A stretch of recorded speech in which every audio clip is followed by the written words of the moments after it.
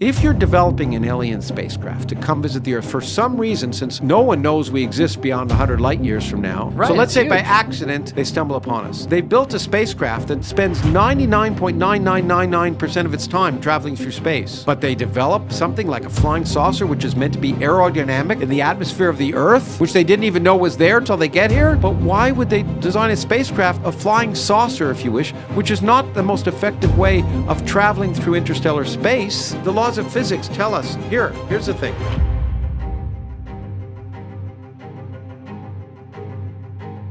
Lawrence Krauss, welcome to New Jersey, sir. It's so great. I think this is the first time I've been in Hoboken. Really? I was trying to remember if I've been in Hoboken before. I don't think so. This is my first. It'll be memorable. Didn't you grow up right over here? I was born right over there, but I moved out when I was 3 months old. I said I don't want to live here anymore.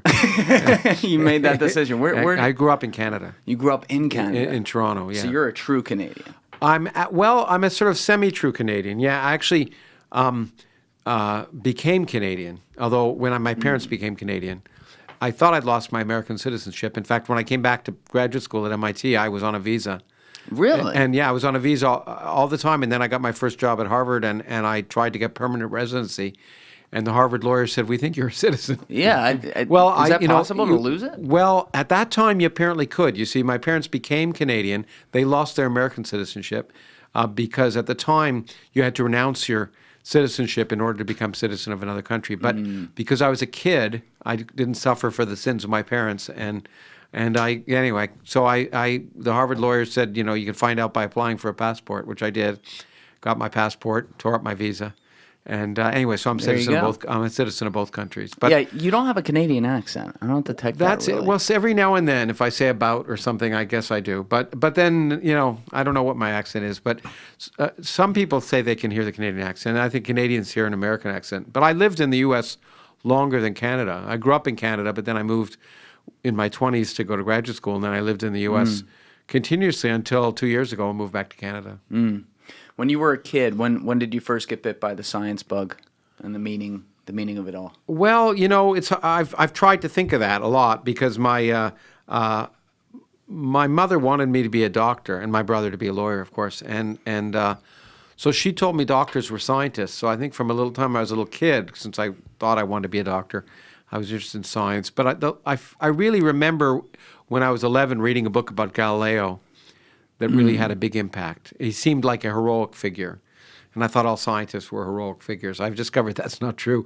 But so I got into that. And then it was in high school when I realized that doctors weren't scientists, but I was kind of hooked on it. Last month, I had in my friend Dr. Brian Keating for episode 173 of the podcast. And I really appreciate all the amazing feedback we had on that one. It won't be the last episode we do together. I really enjoyed talking with Brian. He's such a smart guy and obviously very keyed into the entire physics community in addition to physics.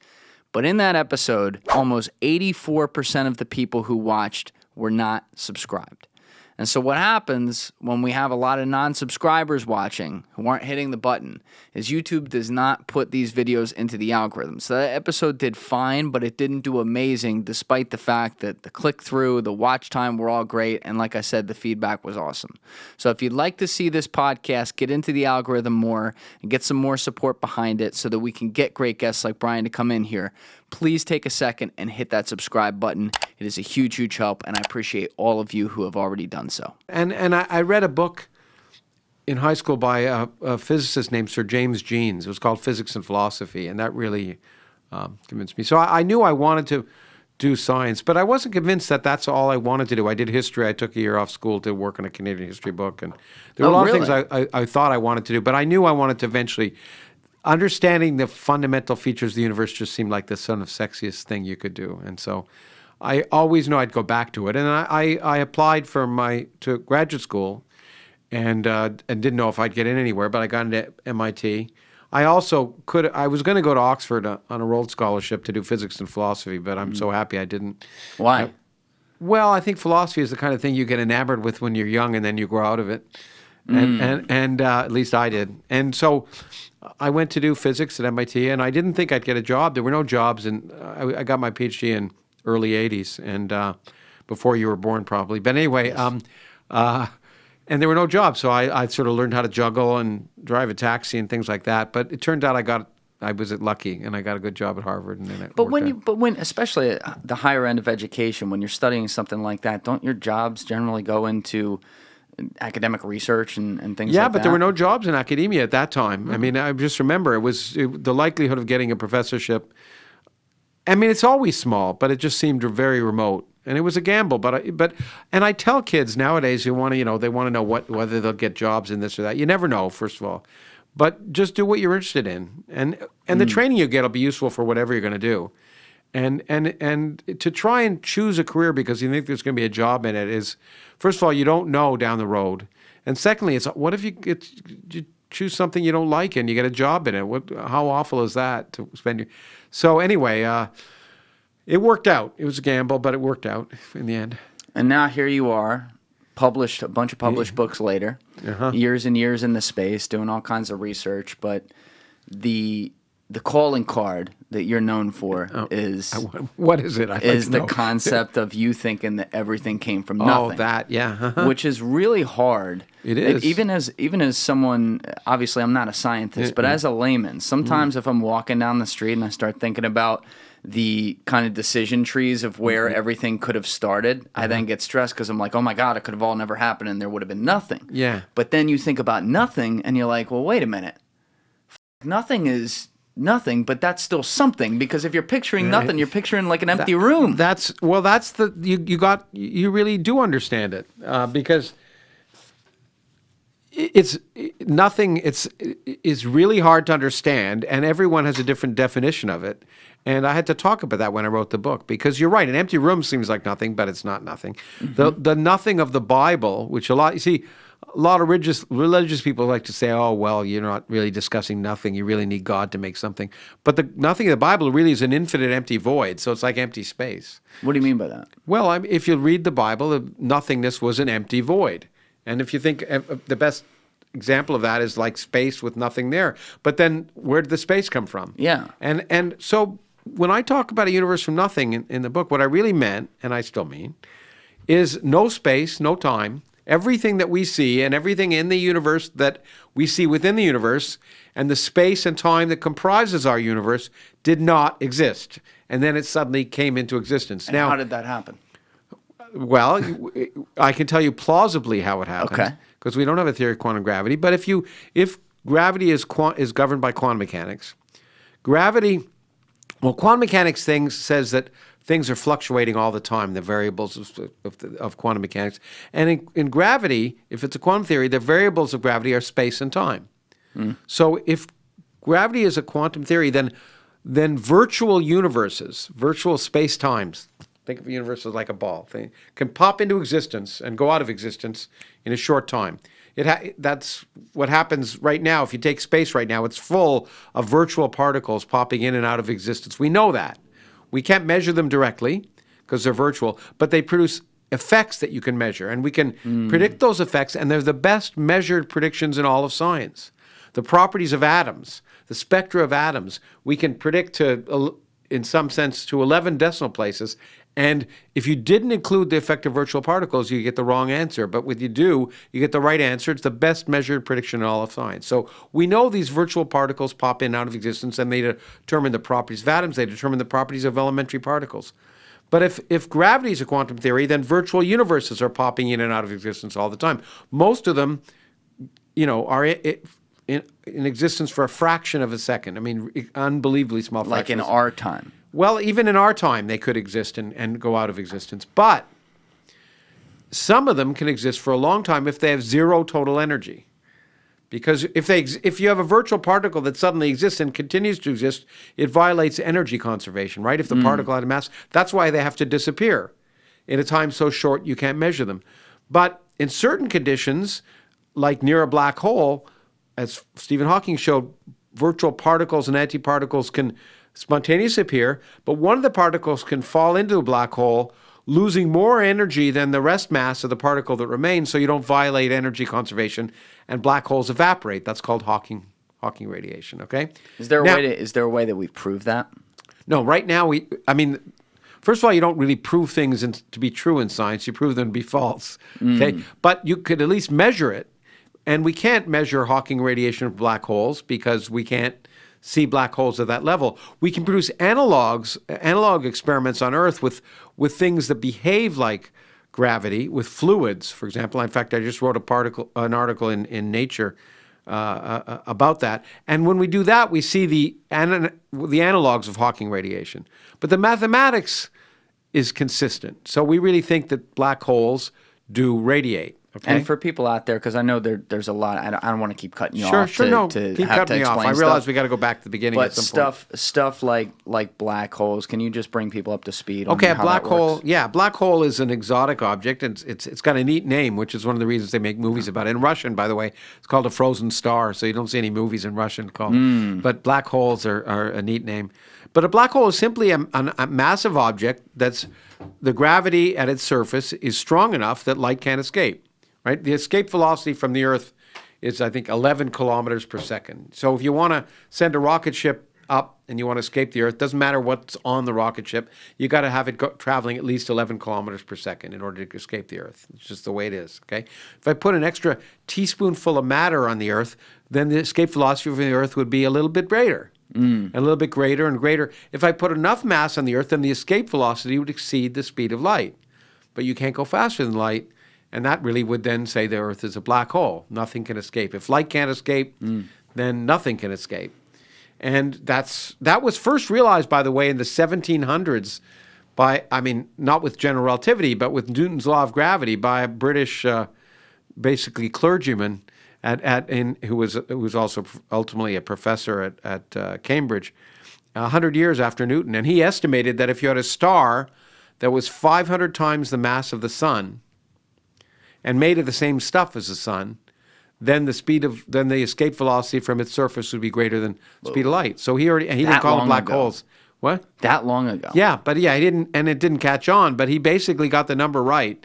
In any case, so if you have a very massive object like that collapses to be small enough, so the gravity at its surface is bigger than, so that the speed of light is not fast enough to escape, then nothing escapes. So, and black holes are exotic, but they're not that exotic. The smaller the black hole, the denser it has to be to have that kind of gravity. If you took an object the mass of the sun, if it collapsed to be the size of Hoboken, it'd become a black hole.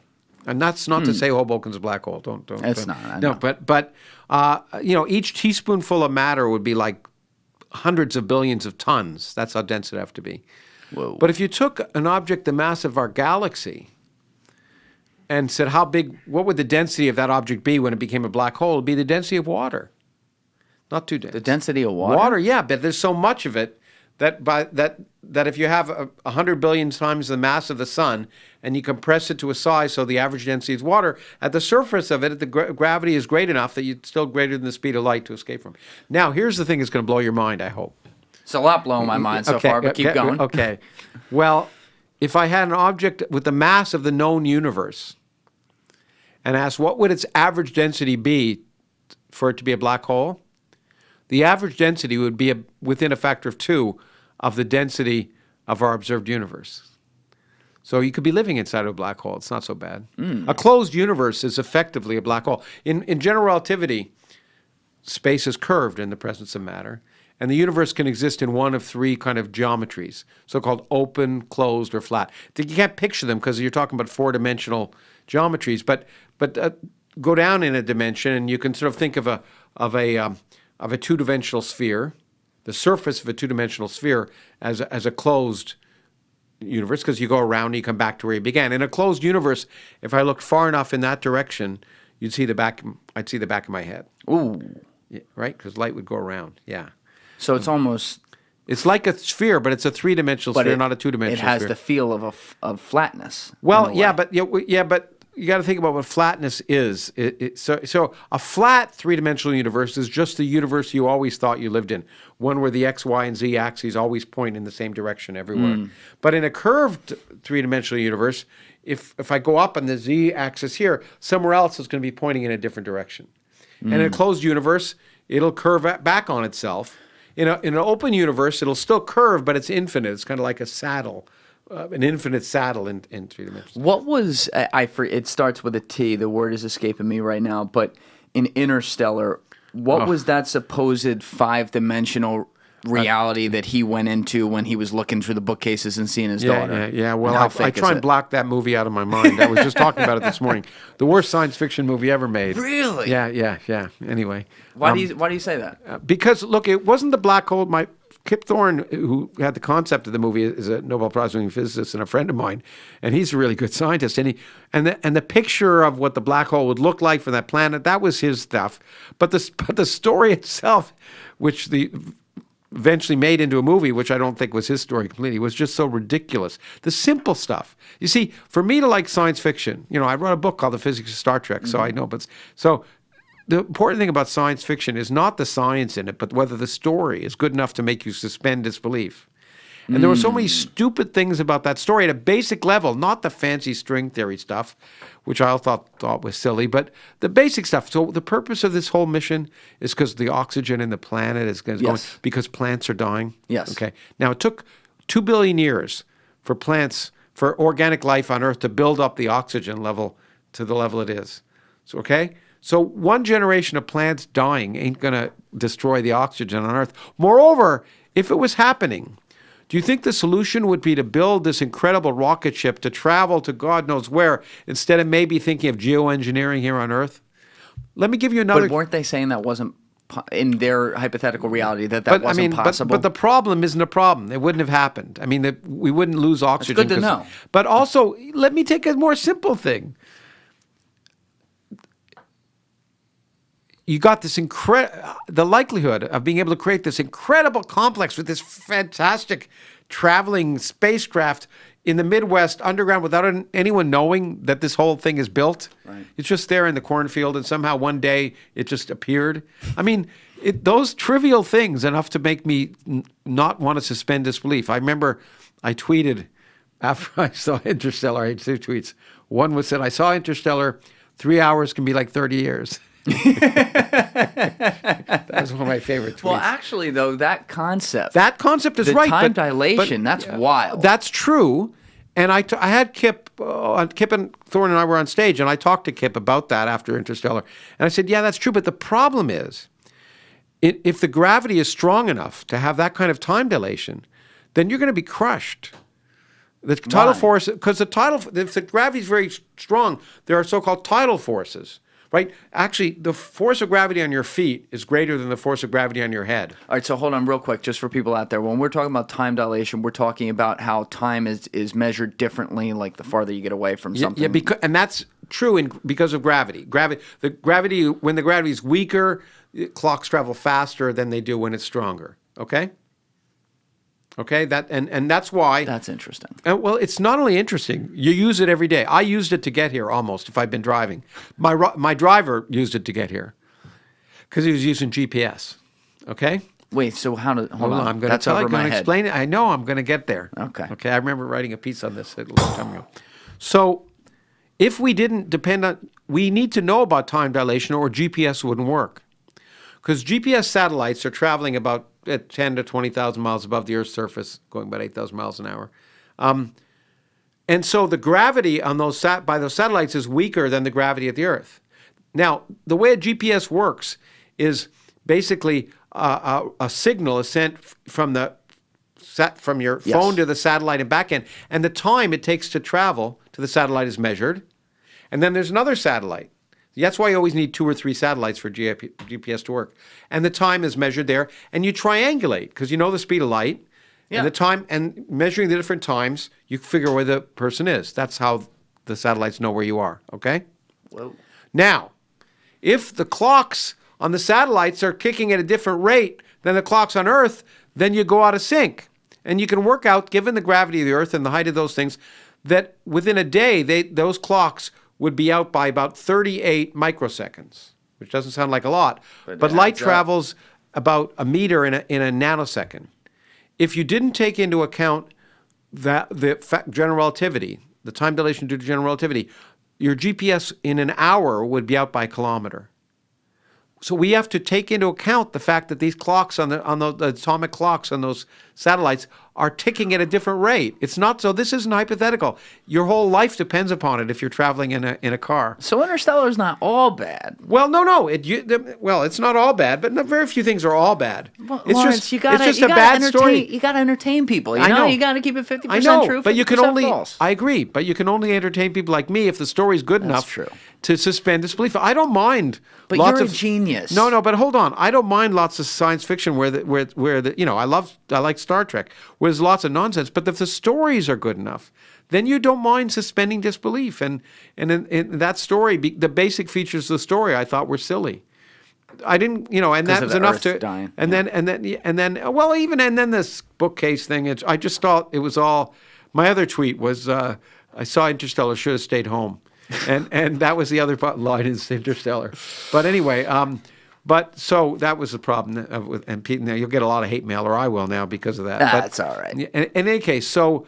If you're trying to navigate market turbulence, why not set course to the Noble Gold Investments safe haven? With global uncertainty looming, your savings and retirement plans are under siege. But there's one asset that stood the test of time. Gold. So unlock the peace of mind that comes with owning gold, the ultimate safe haven. And if precious metals are new to you, Noble Gold Investments will hold your hand throughout the entire process. Why? Because they have a team of experts who will guide you every step of the way to safety. Thousands of investors have sheltered their retirement savings with Noble Gold Investments. So don't leave yourself completely exposed to the markets right now. It's way too risky. With gold at an all-time high and looking to climb further, it's the perfect time. To open a Noble Gold Investments IRA and secure your future, along with a free gold bullion coin, act now before it's too late. Go to noblegoldinvestments.com/Julian Dorey or call 877-646-5347.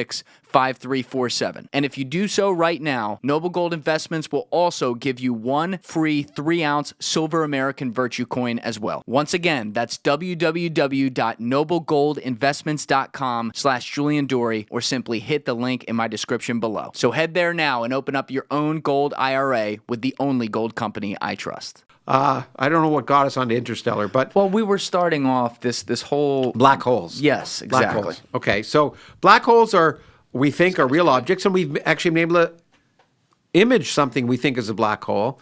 And as I say, Kip Thorne's done a lot of work on black holes. That's not what he won the Nobel Prize for. So they're very exotic objects, but again, if they were the size of the universe, they're not that exotic. You could live in one, right? A closed universe. Now that's what I was getting back to. So a closed universe is one that closes in on itself.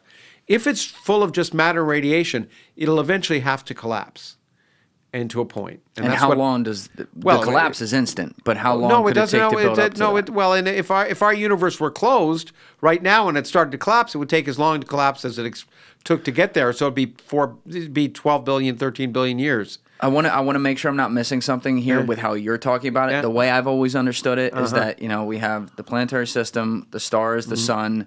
Obviously, then you have it as a part of a galaxy that is a collection of stars, and then all the galaxies comprise the universe. But I want to make sure you are still referring to the fact that is everything. I'm just saying that may not be everything, but I'm just saying our universe may be infinite, but take the region of the universe we can see, which is really all that matters. Which is like nothing, though. Well, we can see the sun. No, we can see stars. We can see out to the most distant stars in the galaxy. Not in the galaxy. We can see way beyond our galaxy. We can see 100 billion galaxies in our observable universe. With our telescopes, we can see out back to early times, about 12 or 13 billion years ago, almost, and out to distances of 40 to 50 billion light years away. Really? Yeah, we do it all. That's what the James Webb Space Telescope was designed to do. I didn't know it's all that far. Of course it is. Yeah, you can see as far as light allows you to see.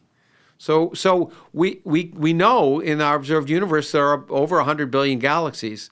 Turns out if you go back in time, there were like 2 trillion galaxies you could see, but a lot of those galaxies have merged today to form.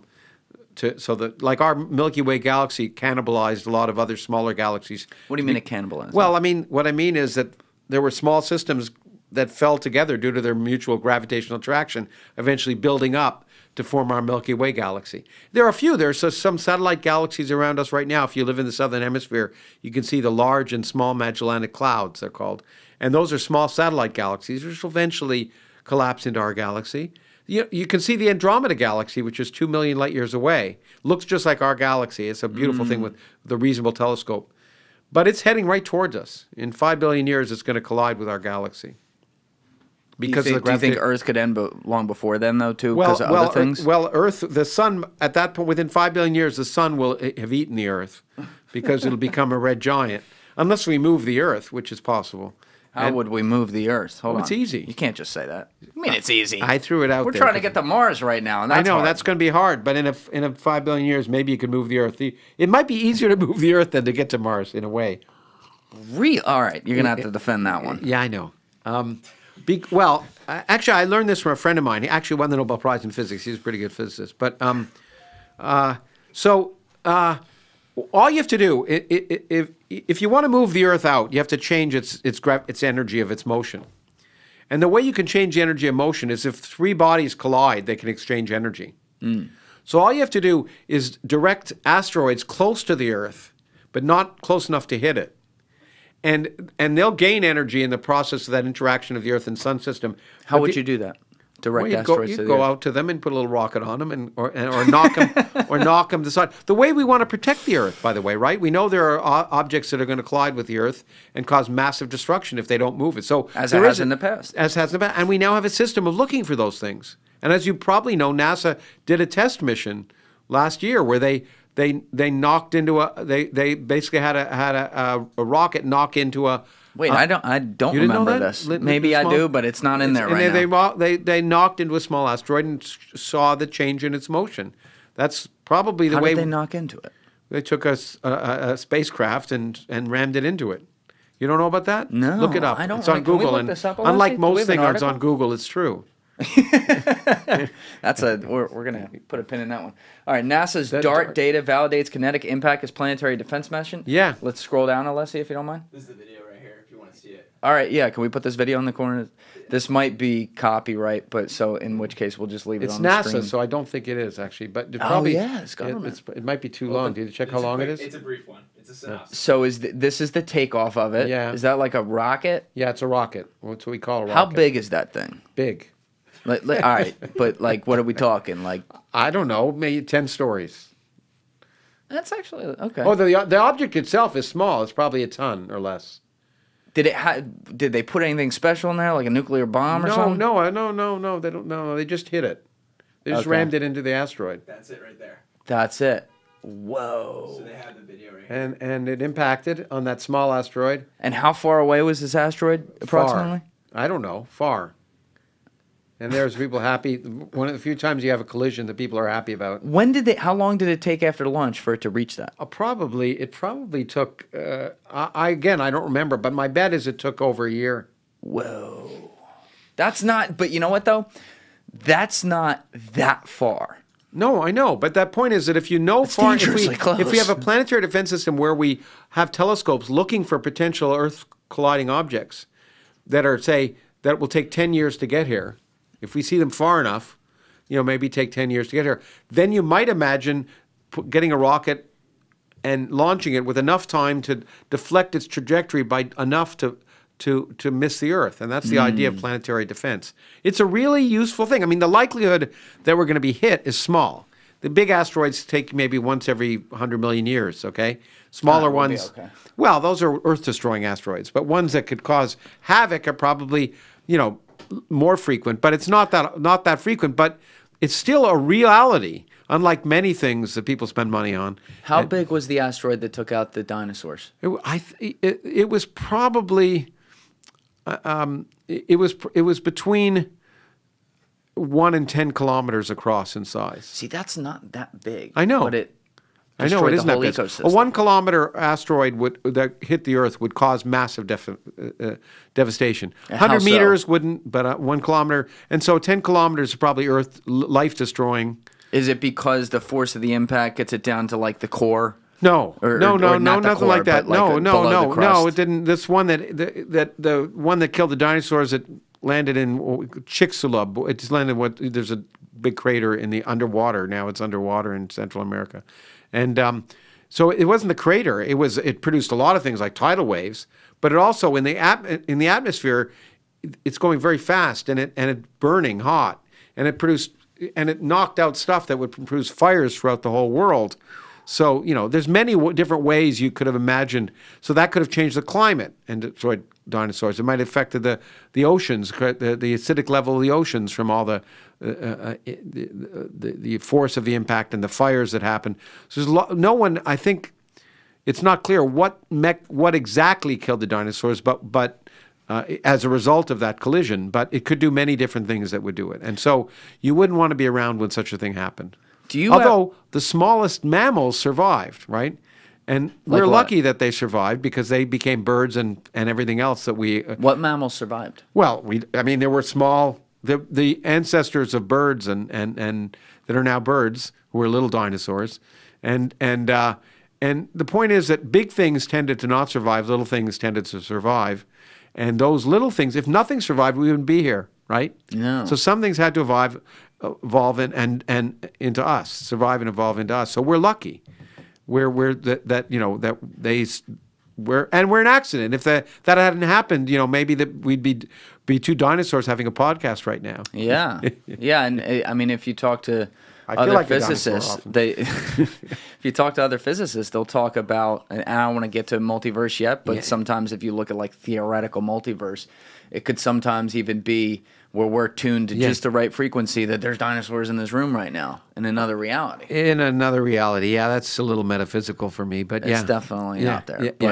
But how old were you when you first came up with your theory that everything came from nothing, and that to extend that there is no God or something? Well, I mean, I started to kind of figure the God thing was not likely when I was a kid, when I was 12 or 13. Why?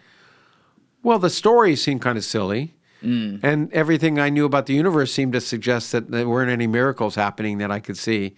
And really? Yeah. You don't think it's some sort of miracle that something like the Big Bang could just... It's miraculous, but it's not a miracle. It doesn't defy the laws of physics. I think that sounds like I didn't fuck her, but I used a condom. Well, maybe, but I guess how do you define a miracle? Something that is beyond Mm-hmm. See, you're having physical, something that is beyond what we know is physical possibility. No, that's not a miracle. That's just... How do you define it? A miracle, I'd say, is something that violates known laws of physics. See, that's the very science answer. Yeah, because if it's just stuff we don't understand, then it's not miraculous. It's just amazing. Okay, and so maybe I shouldn't use the word miraculous. I should say it's amazing the Big Bang happened. Is there anything we can't explain about the Big Bang? There's right now? lots of things we can't explain, but not Like what? understanding. What I've said many times, and listen to this carefully. Okay. And believe me later. But anyway, He's dying over here. Anyway, anyway, is that not understanding something is not evidence for God. It's evidence for not understanding. There's a lot we don't understand about the universe, but that doesn't mean we'll never understand it. So my new book, The Edge of Knowledge, is the first sentence says the three most important words in science are "I don't know." Oh yeah. Okay, because not knowing is an invitation to explore and discover. I love that message. Yeah, it is an important. More people need to hear that, not just in science. Yeah. Oh, and particularly not just in science, and that's why I think it's important. But so yeah, there's a lot we don't understand about the Big Bang. We don't understand when I talk about how the universe came from nothing. I can't prove. I don't have a theory of quantum gravity. All I can show is that it's plausible. And the fact that it's plausible that you can create a universe with 100 billion galaxies without any supernatural shenanigans is amazing to me. And I thought amazing enough to write a book about. And so, what I can say is the following. If you asked, what would a universe that was created from nothing, that arose from nothing spontaneously by plausible extensions of the known laws of physics, what would such a universe, if it lasted 13.8 billion years long, what would such a universe look like? And the answer is, it would look precisely like the universe in which we live. Now, does that prove that's the case? No, but it's strongly suggestive. It would look precisely like the universe in which we live. Because that's just operating under the assumption of what we know that we can I see. mean, in order to survive, you'd say, what would be the characteristics of such a universe that rose spontaneously, and what would the processes that would happen? What would it look like? Would it look flat? Yes. et cetera, et cetera, et cetera. And it would look like the universe in which we live. So you'd say, well, okay, I can say that's a plausible reality. And the fact that I can, it's like, let's go back to Darwin, okay? Darwin developed evolution, and that is the natural selection, without knowing about genomics and without knowing about DNA variations and spontaneous mutations and the basic fundamental underlying mechanism behind natural selection, the variations in genes among a population. He didn't know about that. But what he said was, look, measuring finches in the Galapagos, among other things. I'll be in the Galapagos in a month or two. Oh, that's awesome. That I can understand how that would happen plausibly, how over long enough periods natural selection could operate to create a great, huge diversity of species from a simple beginning. And he said, and he showed by a lot of different examples how plausible it was, but didn't have proof of watching speciation happened. But the theory was so overwhelmingly plausible, it was so much better than and so much more reasonable that once he realized it, it became obvious that it was probably true. And now we know a lot more, and we can test a lot of other things he couldn't at the time.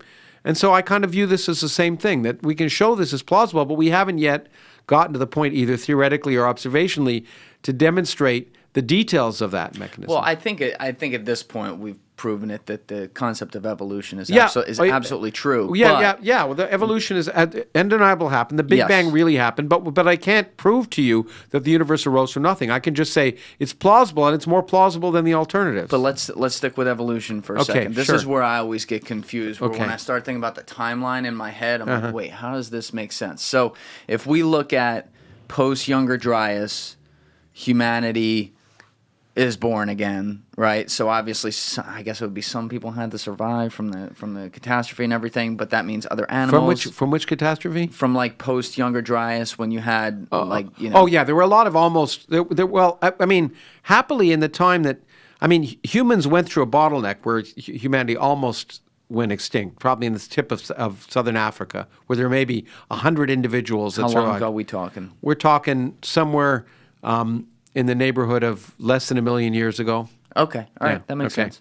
So when we're looking at evolution, I always have to catch myself not thinking like, oh, the little microbiome started 12,000 years ago and got to this point. Obviously, that's not the case. You need long. What Darwin first realized when he went on the voyage of the Beagle, which is an amazing book to read, is it was geology that convinced him that the Earth was really, really old, and how difficult it is. We didn't evolve to understand. We didn't evolve to understand maybe hundreds of years, maybe thousands of years, but millions of years or billions of years are just beyond our direct intuitive understanding. And it's hard to understand how gradual things that seem implausible over long enough times can happen. That's why many people have a hard time accepting that evolution happened, because they think, oh yeah, we have, monkeys and us had a common ancestor 1,000 years ago. Well, that's not when it happened. 5 million years ago, maybe. And so it's that slow, gradual process of things accumulating over long times that took a while for Darwin to finally recognize. But it's the same thing. He looked at the stones in the southern tip of South America when he was on the voyage of the Beagle, and saw the mountains, and he looked in the mountains and found fossils of sea life. Okay, and he realized that there were geological processes that were happening inexorably slowly, so that those at some point a long time ago, what was the mountain now was under the sea. Okay, and then the pebbles that came had to erode from erosion from large rocks, and again, the time it would take to do that would be so long that he started to realize, okay, then other processes can happen that are inexorably slow. Okay, and looking at just look at the watch and see if you can see the second hand move or see the minute hand move. It's moving so slowly that you can't see it move, but a minute later it's a minute further on. Yeah. And how long ago do you think we had the first the first humans in basic form walking this earth, approximately? What do you mean in humans in basic form? Meaning Hominids? we were there were still apes and there were still genes that we probably we still share over 97% of our Correct. genes with, but modern hominids, Homo sapiens have been around. I mean, Neanderthals have been around for at least maybe 300,000 years to 30,000 years ago. Homo sapiens, which is our species, if you want to call it that, evolved, less than 100,000 years ago in Africa. And coexisted with the Neanderthals, and probably one of the plausible arguments is that if we coexisted, first of all, we coexisted enough to mate with them. We all have Neanderthal DNA in our thing, but it's also possible that modern Homo sapiens were responsible for killing them. Okay, for eventually making Neanderthals extinct.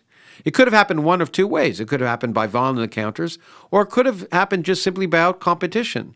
That as climate changed, Neanderthals couldn't adapt adequately, and Homo sapiens did. It's called natural selection. Most species that have ever been on Earth are extinct. Yeah. And that's why to assume we won't become extinct is kind of a pompous assumption. Because certainly, I mean, we have this great, amazing ability called foresight, which in principle would allow us to survive. But if you look around today and see what's happening, it's sort of it may be doubtful. Yeah, and we'll see. It depends on the day what I think about that. But so most species become extinct, and it doesn't. So to think that we're the capstone of evolution is kind of a pompous assumption. With humanity going back that far, though, and so many cataclysmic type events that have occurred since, are you someone who ever thinks about what kind of maybe technological breakthroughs could have happened in previous civilizations that we don't know about now? No. Never? Well, there are things that, look, early civilizations, some of them were quite good. The Greeks knew the circumference of the Earth, and which was then forgotten until we measured that's during again. this era, though. Even though it's an early civilization, it's during this era of humanity. Well, there were no civilizations that had language and writing and technology much before the Greeks. A modern civilization, maybe 10,000 years, goes back 10,000 years. But before that, humans were in small tribes, and before that, even not hominids. As I say, there were small groups of humans in a cave in South Africa for about 100,000 years. During which, by the way, climate change caused the sea to come in and out by a factor of maybe 10 miles. So during that time, some of that time they were fishing, getting high protein. Probably during that time. For 100,000 years. Yeah, during that time. In an instant. Yeah, during that time, probably when they had high protein diets is when their brain increased in size, allowing. So all sorts of factors came into our evolution that are important. But there's no ancient civilizations before that had. There's no evidence whatsoever or any plausible argument for why any ancient civilization, these arguments that like ancient aliens and stuff is just bogus. So Lawrence Krauss isn't sitting around thinking about the lost city of Atlantis too much. No, I'm not. Not in terms of, I mean, there are cataclysmic events that probably cause islands to disappear under the water, and that can happen. That can certainly arise by volcanic events. But there didn't hide some civilization that knew how to have flying cars or That'd be so cool, though. That'd be so much fun. Of course, that's right, but we have to realize we all want to believe. We're like Fox Mulder. That's right. And so like Richard Feynman said, the easiest person to fool is yourself. And so you got to constantly recognize that we all want to believe. And then we have to say, well, what do we want to believe in? And maybe if we believe in it, there's a reason we want to believe in it. Maybe it's not right. Maybe it's not true. But you also, it does work both ways, too. I agree with you 100%. Like you have to, because I'm right. When I look at so many people these days, and, all these stories are interesting, and yes, I look into them, too, and there's a part of me that wants to believe all this stuff, whether it be looking at ancient civilizations, some of the UFO stuff, whatever. But in science, what was that line you had a little bit ago where you said science isn't about proving something, it's about proving something that it's not?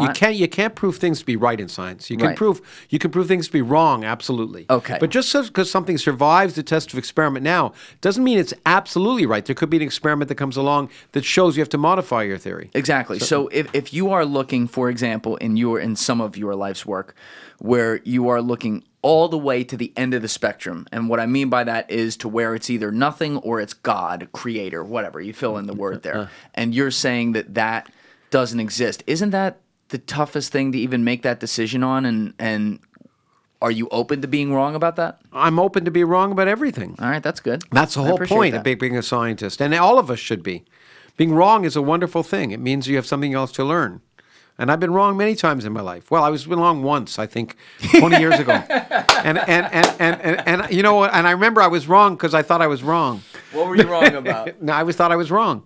I was wrong about it. No, that's just a joke. I've been wrong many times in my life, and the older I get, the more I realize that. And so that's fine. There's nothing. But what I understand. But what I'm willing. The difference between science and religion is that you're willing to change your mind when the evidence tells you to. Do you think science can turn into religion, though, too?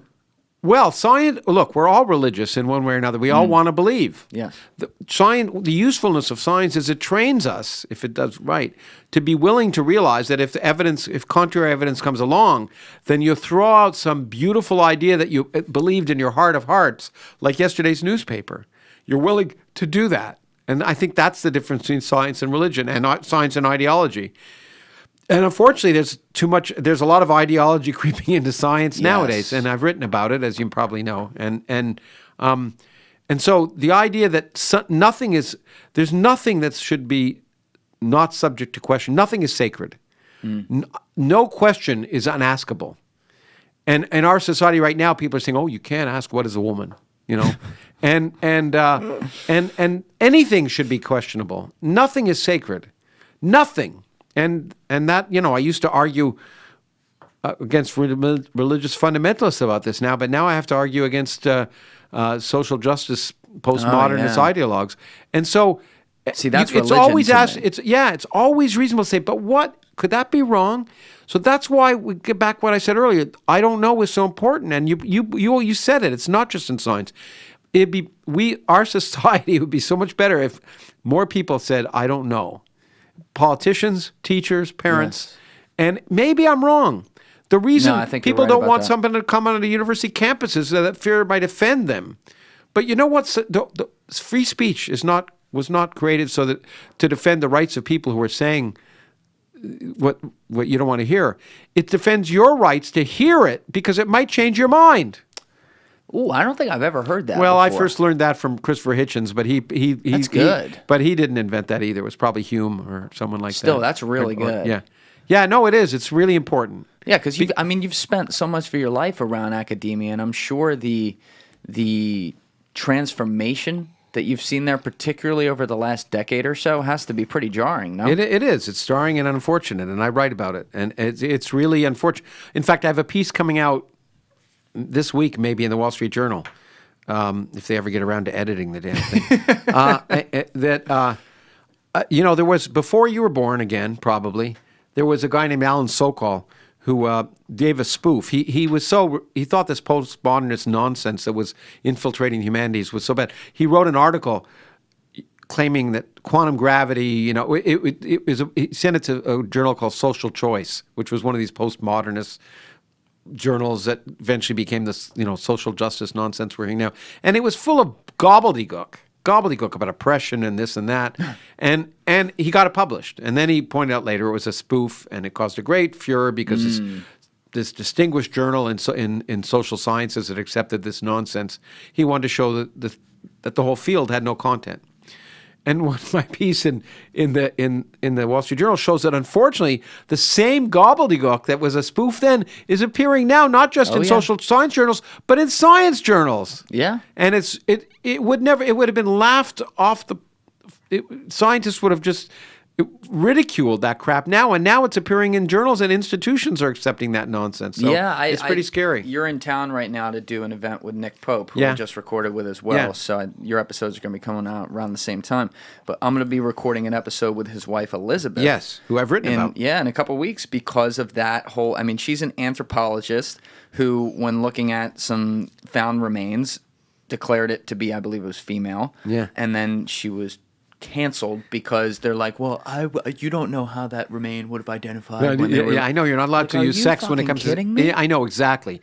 Are you kidding me? Yeah, I wrote a piece on the sex of skeletons based on the fact that was canceled from a meeting on the American Anthropological Association. It's just utter garbage. And the problem is it's the biggest threat to science, because saying that you can't ask the question or can't even discuss certain things is the end of science.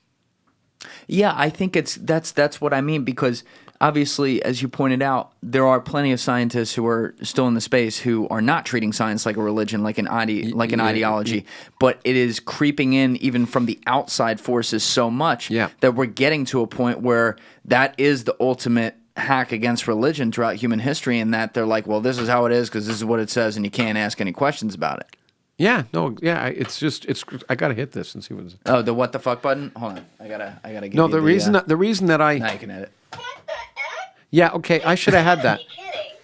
No, I had a thing like that from that game where you hit it and makes noise. Yeah. Once I debated this Christian apologist named William Lane Craig, and I knew he'd say so many lies and nonsense that I couldn't contradict him effectively. So I was on Australia, so I had that button. I told the audience every time he says something that's a lie, I'm going to hit it.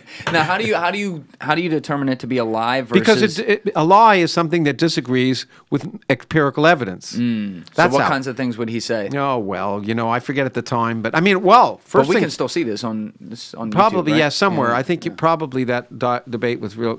It was 3 debates I did in Australia. Well, one thing I knew is there was a movie about me and Richard Dawkins called The Unbelievers, which he did a podcast about, or what the equivalent of a podcast was at that time about. But I knew he'd never seen the movie because it hadn't come out yet.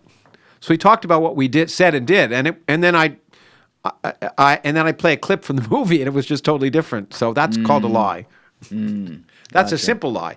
He'd lie about about what he would say. He'd use these highfalutin things about cosmology to argue that cosmologists it implied that God had to exist. And it does, and so I would argue that he was abusing physics and distorting it to get the claims that to get the answer he wanted, which is what people do. Hold on one sec. So he's talking about the Christian God in that way. Yeah, but yeah. Let me actually even pull it back from that and pretend he was just talking about like a God in general. Yeah, if this God is Spinoza or something. Yeah. If you're whatever it is, some form, creator A, whatever it is, when you're looking at things that are built in perfect, like almost symmetry and harmony throughout, moving through our planetary system into the galaxies, into the universe, could you see why you might think that something more perfect than us would have had to? I can see why people. happen? Of course, I can see why people believe in God, have believed in God as long as people have been people. Okay, because it's a nice explanation of something you don't understand. Yes. But what we've learned is the real universe is far more fascinating than the little fairy tales of the Bible or what you pick your favorite religion. So of course I can understand why people not only think there might be a higher being, but want there to be. Because my goodness, being in a universe without any purpose is terrifying, and with no one looking after you, terrifying. But it's also exciting that way. Well, but it depends on your attitude. It's terrifying, and some people may say, "Well, if there's no purpose, why should I go on living tomorrow?" And the answer is, you make your own purpose. Okay, we make our own purpose in life, and we're here for this brief instant in cosmic time. And my goodness, how amazing is it to be able to look out at the universe and see 100 billion galaxies, to learn about how life works, to experience love and all the rest. And so all of that is significant to us, but it has no cosmic significance. So, it's but worth that's it. interesting. Yeah. You have the perspective of how, I don't think you used the word there, but I'm going to put the word there. Correct me if I'm wrong. You have the perspective of how lucky we are to have this opportunity, like yourself living here at this time. It's a great, amazing coincidence, and I enjoy it. You have that without an idea of like a creator at the beginning. That's pretty impressive. Yeah, well, I think thank you, but I think it's the right attitude to have, and it makes life more, I think it makes life more exciting to know that we have this unique accident to be here for 100 years, let's say, if we're lucky. It makes every moment more precious than knowing it was somehow predestined to happen. It makes the opportunity, if you can experience the realities of the world, enjoy them, experience music and travel and and all the things that we are fortunate enough to accidentally have. And it makes it more precious rather than there's a linguistic argument about loss of faith, and I think it's a problem. Some people, if they lose their faith, feel like there's a gap, but it doesn't have to. The world can be, there's no loss. It can be richer, not poorer. How do you look at emotion, though? Whether it be I look at emotion. I have emotions. Disbelief, I'm human. happiness, sadness, love, hate. What about it? Why do we form that? What Well, makes it's us probably able to form that? look. There's a. By the way, whenever we say why, we mean how, because why presumes purpose.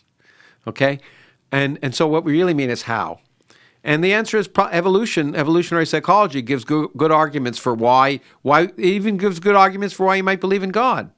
And in fact, I've done lots of podcasts. So I just did a podcast with my friend Robert Sapolsky about determinism, and you can understand exactly the mechanism. I was going to say why, but how neurobiological systems release certain hormones in order for survival, and it evolves into an emotion.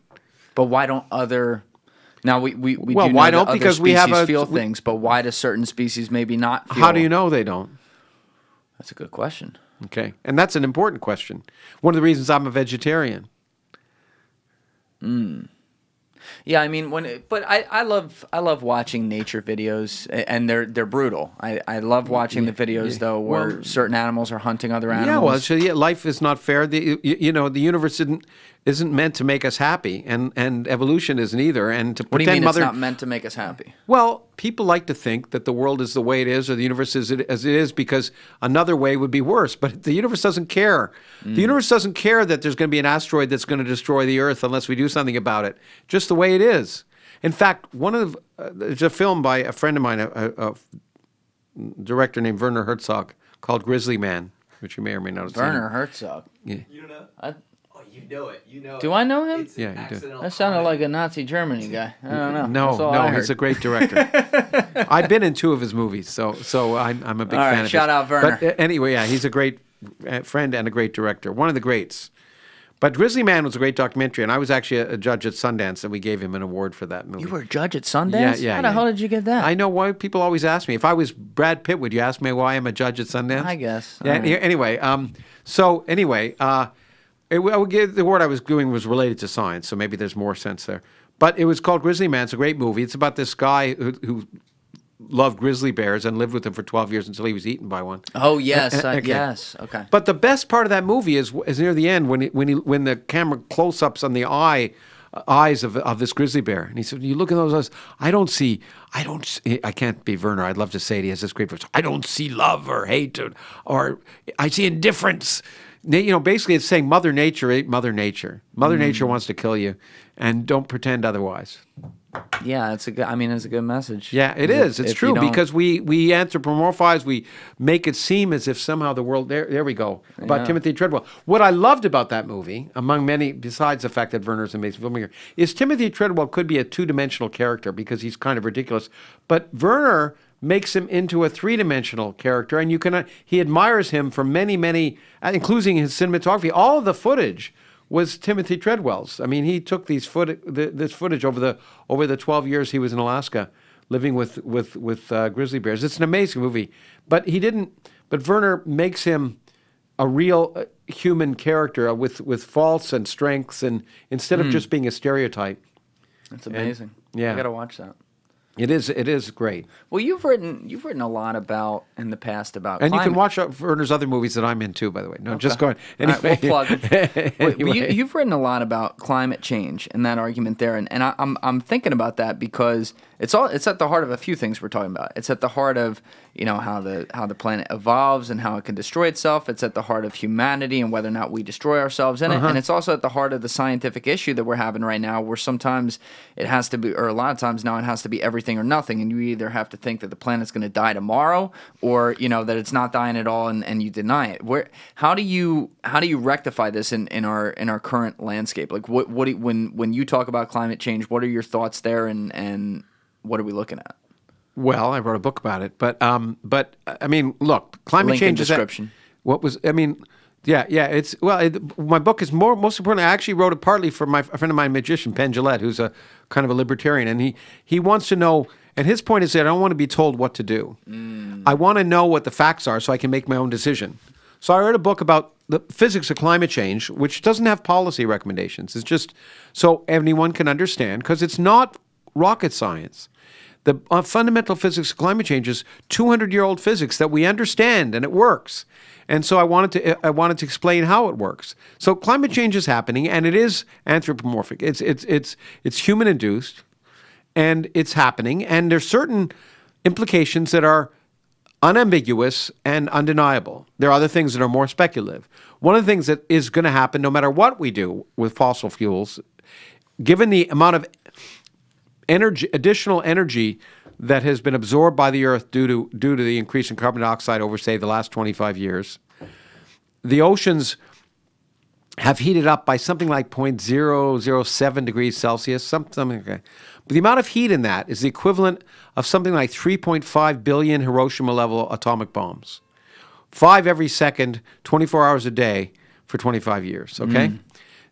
Now, there's a fundamental property of water which isn't quantum physics. It's high school physics. You heat water up, it expands. Now, when that heat is equilibrated in the oceans, it causes the oceans to rise. Sea level rise isn't just happening because glaciers are melting. The sea is getting hotter and it's expanding. And just due to the expansion of the energy we put in over the last 25 years, no matter what we do, sea levels are going to rise by about 1/4 of a meter in the next 25 to 50 years. Now, that may not seem like a lot to you, but when you consider that maybe 100 million people on Earth live in places that are less than 1 meter above sea level. I mean, I wrote the book after visiting the Mekong Delta in Cambodia and Vietnam, which is like a perfect storm for climate change. 50 or 80% of South Vietnam is less than 1 meter above sea level, okay?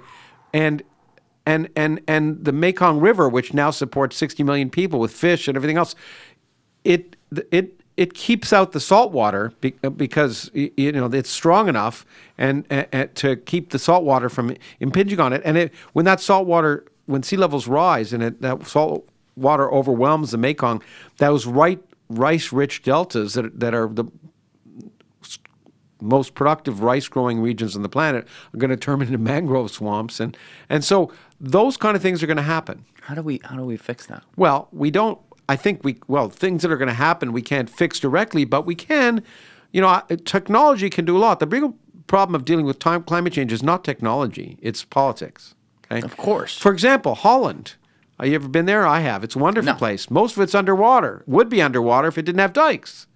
Okay. Holland is a beautiful place to be, but if technology hadn't intervened, much of Holland wouldn't be there right now. Our Discord and Patreon links are in the description. We are starting to do AMAs on Discord, and we are also now releasing a new show called The Julian and Alessi Show with my producer, Alessi Alaman, on Patreon, along with some other exclusive content from episodes that we have been putting out on YouTube that are not seen on YouTube. And so there are ways to do it, but you have to have the foresight and willingness to address those technological challenges and the money. And the problem is, most of the places that are going to be affected are the places that didn't produce the climate change in the first place. But and if we want to help things, then the first world is going to have to spend a lot of money on the third world, which ain't going to happen, unfortunately. And if it doesn't, the problem isn't going to just be, in my opinion, the problem isn't just going to be a lot of people being flooded out from where they live. It's when you have not just 1,000 or 100,000 climate refugees, but you have 100 million. You got to wonder about the socio-political impacts of that. Oh, it's a lot. Yeah, and whether that's going to cause a war, that's going to cause, in the Sudan, for example, a lot of the problems in Sudan happened because of a drought where people moved from the countries to the cities, and that eventually produces civil unrest that caused and so the indirect socio-political impacts of that are potentially tremendous, and I view those as much more serious than the physical devastations or negative impacts that may come from climate change. Yeah, I think to your friend Penn Jillette's point, I think the issue a lot of people see with it is, and it's hard to talk about this topic with Yeah. people these days. Yeah, you it's know, hard to talk especially about a if you're lot of like, topics. exactly. But if you're nuanced, if you're nuanced, we're finally getting used to that. Yeah, okay. If you're nuanced on it, like I would like to think I am, you know, it gets difficult to pose these questions. But how do you do it without kind of virtue signaling in the first world to feel like you're doing something when in reality what you're doing is just telling people, oh, you got to use this fucking bendy straw that no one wants to use, and that's going to save the turtles? Well, look, you know, I try not. I do try to tell not to. I try to provide people evidence and knowledge and hopefully encourage them to make their own decisions. So I try not to tell people how to live. I'm a vegetarian partly because of reasons of climate change. But there are other reasons. But there's no doubt that if more people in the first world ate less meat, there'd be less carbon dioxide put in the atmosphere, for example. But then there'd be more. What? There'd be more available in the wild that would still get eaten. Well, okay, all right. It's a complicated issue. Yes. Okay, but there are questions that you're worth asking. So, you know, when the problem with climate change, you hit the nail on the head in the sense is all of us seem so tiny that how can any of us impact on climate change? You know, what can I do? You know, and the answer is, yeah, there's some things I can do. I can, you know, not eat meat. I can maybe travel less than I do, or something like that. But what I can do is try and educate people about the reality of it and the potential actions we can take. There's an old saying that if the only tool you have is a hammer, everything looks like a nail. Mm-hmm. I'm an educator. And I happen to think that an educated populace produces a better democracy. So I can educate people, and they can maybe elect politicians who actually base their policies on empirical reality instead of bullshit. But what politicians aren't owned by corporate? Look, you can say it's never. Look, what is true is whether you have a democracy or a dictatorship or a oligarchy or whatever, governments eventually respond. When you have more than 3% of the population that's actively willing to act on a certain issue, governments respond. Governments never lead; they follow. And so what you can do is, if it's in the interests of, let's say they're bought by the corporations, when it's in the interests of the corporations to behave a certain way in order to appease the public, they'll do that. Okay? And so what you can do is educate people, and when enough people are aware of the situation, that if you're a politician, then acting in a certain way is not going to get you elected, you're not going to act that way. Yeah, but there's also, look, people still are gonna operate on the how do I take care of my family? How do I get to do what I do? I mean, look, you're coming from science, right? You are coming from a space with some. Go ahead. Okay, I get to, normally when I'm doing a podcast, people hate when I interrupt, but I'm the guest, so I get to interrupt. You do get to interrupt. Yeah, and so here's the deal: what people do care about are their children and grandchildren. So you're right. I might not be able to say to you. And by the way, first thing I can say is that if we respond to climate change, it doesn't mean we have a worse standard of living. It may means we have technologies that are even better. Some people like Tesla's better than sure. You know. So it doesn't mean giving up our standard of life or other things. But what I can say is that your grandchildren and your children and grandchildren are going to live in a world where the sea level is maybe a meter higher. That means if you live in New York City, if we don't do a lot of stuff, if you live in Hoboken, forget it. Well, this is already a fishbowl. Yeah, here. Exactly. Yeah. So, and people are kind of worried about most parents would like the future of their children to be better than their own future. Yes. And their grandchildren. And maybe that's a way you get people to have their own myopic desires match with what can be what we need to do. But there's always the syndrome of, it won't happen to the next generation. It's three generations away. That's the same thing as evolution. It's hard. Yeah. Long time is hard to. It's hard, and it's a real challenge. It's a real challenge, and whether we deal with it, it depends on the day. Whether I'm optimistic. I'm usually pessimistic, but as a well-known writer friend of mine who just died said, Cormac McCarthy, he said, I'm a pessimist.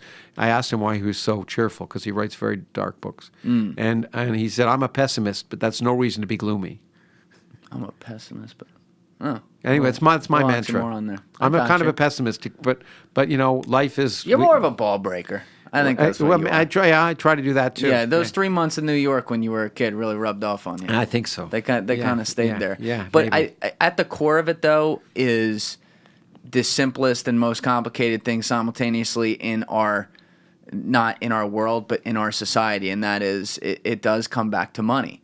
People are, I mean, you know how it is. Look, how many brilliant physicists are there out there in this country? A lot, right? And you're one of them. Maybe. And yet you guys, in order to do what you do, you have to have funding. Period. End of story. And you and all of your friends have had people over the years fund you. I mean, Epstein was a guy who funded a ton of physicists and everything. But the dominant funding ever since But the you don't Second World control War, that is the point. No, you don't you control who does that. But the government. Yeah. Well, here's the deal. Here's the way it's worked. And there may be. It's like democracy. It may be a crummer way of governing, but as Winston Churchill said, it's better than all the other ways. And so the kind of work I did, the particle physics, and even to NASA to some extent, is private industry can't fund it. It's just not enough money, and the payoff is not close enough. So the government has to fund it. The government creates agencies like the Department of Energy and the National Science Foundation. Those get run by scientists, and then when you do a grant proposal, it's peer reviewed by other scientists. And so the system. Now, that's not to say scientists aren't biased and all the rest of the crap. It's not bias. It's that they still have to get funding on top of that. No, but so they have to lobby Congress to fund. Who pays them? Well, and the scientists, I've used to visit Congress people when I was more active in a university environment and explain to them what was going on so that they would know why certain things should be funded. And you hopefully try and convince them. But of course, they're influenced by other things. And so there are biases that come in. But the system on the whole actually works. On the whole, good science has gotten funded. And we made progress. Just look at all the things that have happened. So you're right. There are impediments to rational and objective decision making, but the system, especially of peer review, has traditionally worked when it comes to the funding of science. And part of the reason is that that you're not dependent on private industry. Now things are changing, and you are seeing billionaires getting more involved. Yeah, it's been happening for a while. Yeah, and you are seeing them, but you can try and convince them to act rationally too. Well, it sucks because now society, with this open source world where this is great that we all kind of get to see things. Well, we also get to see things that don't exist in an open source world. But yeah, I mean, the internet has been amazing, but there's more misinformation than there is information. Absolutely. But what I'm saying is, every person has to answer for everything that they've ever been around, even if they're not around it. I have to sit there and I have to watch. It's bullshit. Exactly. I have to watch guys like Pinker, like you, answer questions about Epstein and him funding stuff because he was one of the billionaires that did this stuff. And in reality, to me, what it's always looked like, obviously it looks a little different for celebrities and things like that. What it's always looked like is you have people who come in and say, "Oh my God, I love that you're working on the origins, Lawrence. Yeah. What's it going to take for you to be able to find X, Y, and Z? Oh, well, maybe 15 months. Here you go. You are incentivized to take that. Well, the point is that would you rather have the people you don't like, whether it's Epstein or the Koch brothers, would you rather have them funding oil and gas industries, or would you rather have them funding people who were looking at the fundamental questions of the world? Would you rather have them spend money on good things or bad things? Now that's a real poison pill question. That's an interesting question. Of course it is. But what if they're trying to use their funding of those good things to turn it into bad things? Well, you can't look. I mean, the Koch brothers did that their whole lives. Well, you might say that about the government too. What if I pay taxes and the government's building nuclear weapons? Well, that's true. But maybe I'm also paying taxes so that I have healthcare and I have police and I have military that maybe is defense. So like life is just not. I can't control the world. It'd be great if I could, but I can't. What I can do is try and have a positive impact. Absolutely. And I can try and have positive impact by one of the things I can do is if I think the things I'm working on are worthwhile, I can try and convince people to support it. I may be biased and they can decide whether it's worthwhile. So that's all I can do, right? Yeah. Is there a way to, even in the modern academic environment, though, because historically we've always thought about the best research obviously happening in academia, but that includes students who are on the come up. It doesn't just include the professors and things like that. Is there a way to foster a better environment so that we kind of have a more academic-led private side of society making progress here? And here's a second part to this question. Peer review, I agree, was actually at its outset a great invention, but do we also have a problem where peer review is almost shutting things down? It is, absolutely. Absolutely. I told you, it's like democracy. It's the worst thing, but it's better than all the rest. I don't want academics to be. Look, many of my best friends are academics or have been, and many people I know. And there are a lot of scientists I'd want to keep as far away from government as I can imagine. And so, and from the public, by the way, in the sense of they're just, they wouldn't communicate well. But so, look, I think all you can do is try and encourage people to ask questions and keep an open mind about being guided by empirical reality. Not a completely open mind, as the former publisher of the New York Times that said, I want to keep an open mind, but not so open that my brains fall out. Oh, yeah, that's a good one. But so all I want to do when I educate people is encourage them to ask questions and to be willing to change their minds. And if that happened more universally in our society, I think 95% of the problems in modern society go away. Real quick, I just have to go to the bathroom. I want to ask you about inflationary stuff, though, next, so we'll get to that. We'll be right back. Okay. Yeah, anyway, it doesn't matter, but I know him, and he's he's also supported, not my research, but he's supported some public things we've done once. Well, actually, if we're back right now, Okay. before I get to the inflationary thing, because we were just talking about it off air for a second. So you have sat with Elon a little bit then? Yeah, in the I've been past? with him a few times, yeah. How long ago was the last time you were with him? The last time I was with him was, we communicate by email, and last time I communicated by email with him was maybe a month or two. Oh, really? But the last time I was physically with him was a while ago, probably around 2000, well, probably at least 5 years ago. How legit, based on, we know where he is, obviously, in pop culture and how people look at him as a genius and everything, and I certainly do too, but how legit do you think that is, and like the What do you work mean that legit? He's doing? done some amazing things, but like...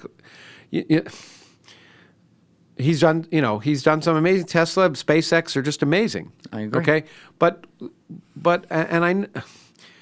people make the presumption that because people are extremely successful, they're also somehow extremely smart and know everything about the world. And the point is, they're very good at what they do, but it doesn't mean they're very good at everything. And so I know a number of billionaires who are under that illusion too. Just because they're billionaires, that somehow they can do anything. And the answer is they can do what they've done, and that's been very successful. But the same is true for science. The same is true for anyone. And so, I am skeptical, and I judge everything skeptically, and I'm based on the evidence. So Elon has done amazing things that I could never do, and brilliant things that I could never do. But some of the stuff he says or does is stupid. So that's just the way it is. Yeah, he's definitely an odd communicator, and Well, I think that's kind of part the of it. price you pay for it. Well, right? that's that's genius. Well, I don't know. There's people I know who I think are smart that also could communicate. But it's not just that. I think it's, all of us have crazy ideas. And if you're Elon, then some of those crazy ideas also, because you have a platform, be it publicized. And so you just have to filter what everyone says. Just because you just have to realize that everyone... It is wrong at times, Yeah, right? And nobody's I am perfect. too. I told you that one time 20 years ago. Well, actually, speaking of being wrong, because this ties right into the topic of universal inflation, but I had a friend of yours, Brian Keating, in here recently, who also is responsible for us talking together. Oh, but yeah, that's Brian, I love talking with Brian. He's so enthusiastic about science. Yeah. It's so much fun. But he's done a lot of amazing work in his life, and one of the things he has spoken and written about very openly is the fact that in some ways his granddaddy of them all project proved to not be what he was looking for. Yeah, and what he was looking for around 15 years was he was trying to prove from experiments in the South Pole that the universe was inflationary, and he felt like he posits that if you prove that the universe was inflationary, that would mean that the multiverse, which could mean a few different things, does exist. So what I wanted to ask you was, first, if you could just give people a quick rundown of what we mean when we say the universe is inflationary, and secondly, if you think it is. Well, yeah. Let me say the idea that if we could show that inflation happened, I actually wrote a paper on this. I was one of the people who did. You write about a lot of things. Yeah, well, me and a Nobel Prize-winning friend of mine, Frank Wilczek, wrote a paper showing that if you could measure what they were looking for, we proved that if you could measure what they were looking for, you could have indirect evidence that the multiverse existed, which is the best we'll ever have. But it would turn metaphysics into physics, because you could show that we'd have indirect evidence that was pretty incontrovertible that there were other universes. And it's an amazing thing, but you can show that. We'd also be able to prove that gravity was a quantum theory. Those are the two implications of that paper. And what do you mean when you say gravity is a quantum theory? It means it's quantum mechanical, that the fundamental variables of space and time behave under the rules of quantum mechanics. And if that's true, by the way, you can create a universe from nothing. But anyway,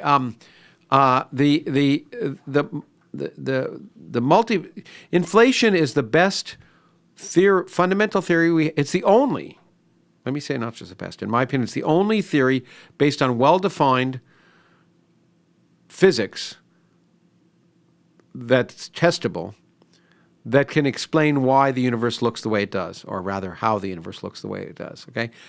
Without inflation, the universe that looks the way it does now, that's 14 billion years old, seems absolutely impossible. But with inflation, it happens naturally. And moreover, inflation is a phenomena that would happen almost invariably in the early universe, given the laws of physics as we know it. What do you mean by that? Okay, so that inflation... Okay, we got to step back now. Let's do it. Yeah, step I know. Away. Okay, yeah. Squeeze with your hands. We're going to need to work hard. Okay, inflation is based on the idea of what's called a phase transition. So let's say it's a cold day here in Hoboken. It's below 32 degrees. Okay, and it's been raining before that, and the ground is full. The streets are full of water, right? But the water isn't ice yet because it's rush hour. And the cars are traveling through and knocking the water around and stopping it from freezing. Then, after rush hour, suddenly the water freezes because it's below 32 degrees, and the preferred state of water below 32 degrees is ice. Mm-hmm. When it's below 32 degrees and the water really wants to have been ice, when the water becomes ice, it releases energy. Okay? Now, so it's in this phase called a false, it's not in the true ground state. It's not in the state it wants to be when it's below 32 degrees and it's still water. The lowest energy state of water at below 32 degrees is ice. Mm-hmm. That's why ice forms, okay? But you can stop it from forming ice if you do things like stirring it constantly and things like that, okay? Got me? But because the ice is the lowest energy state, that means the water contains more energy than it would have if it were ice. And when it becomes ice, it releases energy. Yes. Okay? Got me? Makes sense. Yep. Well, as the universe cools down in the Big Bang, it can get stuck in what's called a false vacuum, a false ground state. It can get stuck, just like the water does, in a state that isn't quite the lowest energy state for a little while. Okay? And then it can release that energy, and everything can heat up, and you can have a Big Bang, like we've seen, okay? So if the universe exists in that false vacuum state, what happens? It means energy is trapped that would later on be released. Where does that energy exist? It exists in empty space. There's nothing there, but that space has energy. It's allowed, okay? But if you put energy in empty space, it's gravitationally repulsive, not attractive. You know from high school that gravity sucks, right? Yes. Okay. When you put energy in empty space, it blows, okay? It causes, and so that causes the universe to expand exponentially fast. And during a very short time, the universe can, an unbelievable, a time period of, say, a millionth of a billionth of a billionth of a billionth of a billionth of a second, the universe can increase in size by 40 orders of magnitude. Mm. It's incredible. And then if that phase transition happens and that energy is released, all of that energy goes into particles and radiation and heats up the universe and all the rest, and then the universe can evolve. That's inflation. It turns out if the universe expands by 40 orders of magnitude in that short time, you can explain why the universe is so uniform on large scales. Mm. You can explain why it looks flat today, why it has all the properties it has. So this phenomena that we think can happen naturally in any theory that has a phase transition, and most of our theories of particle physics involve such a phase transition, inflation will happen. The hard part is not getting inflation to happen. The hard part is getting it to stop.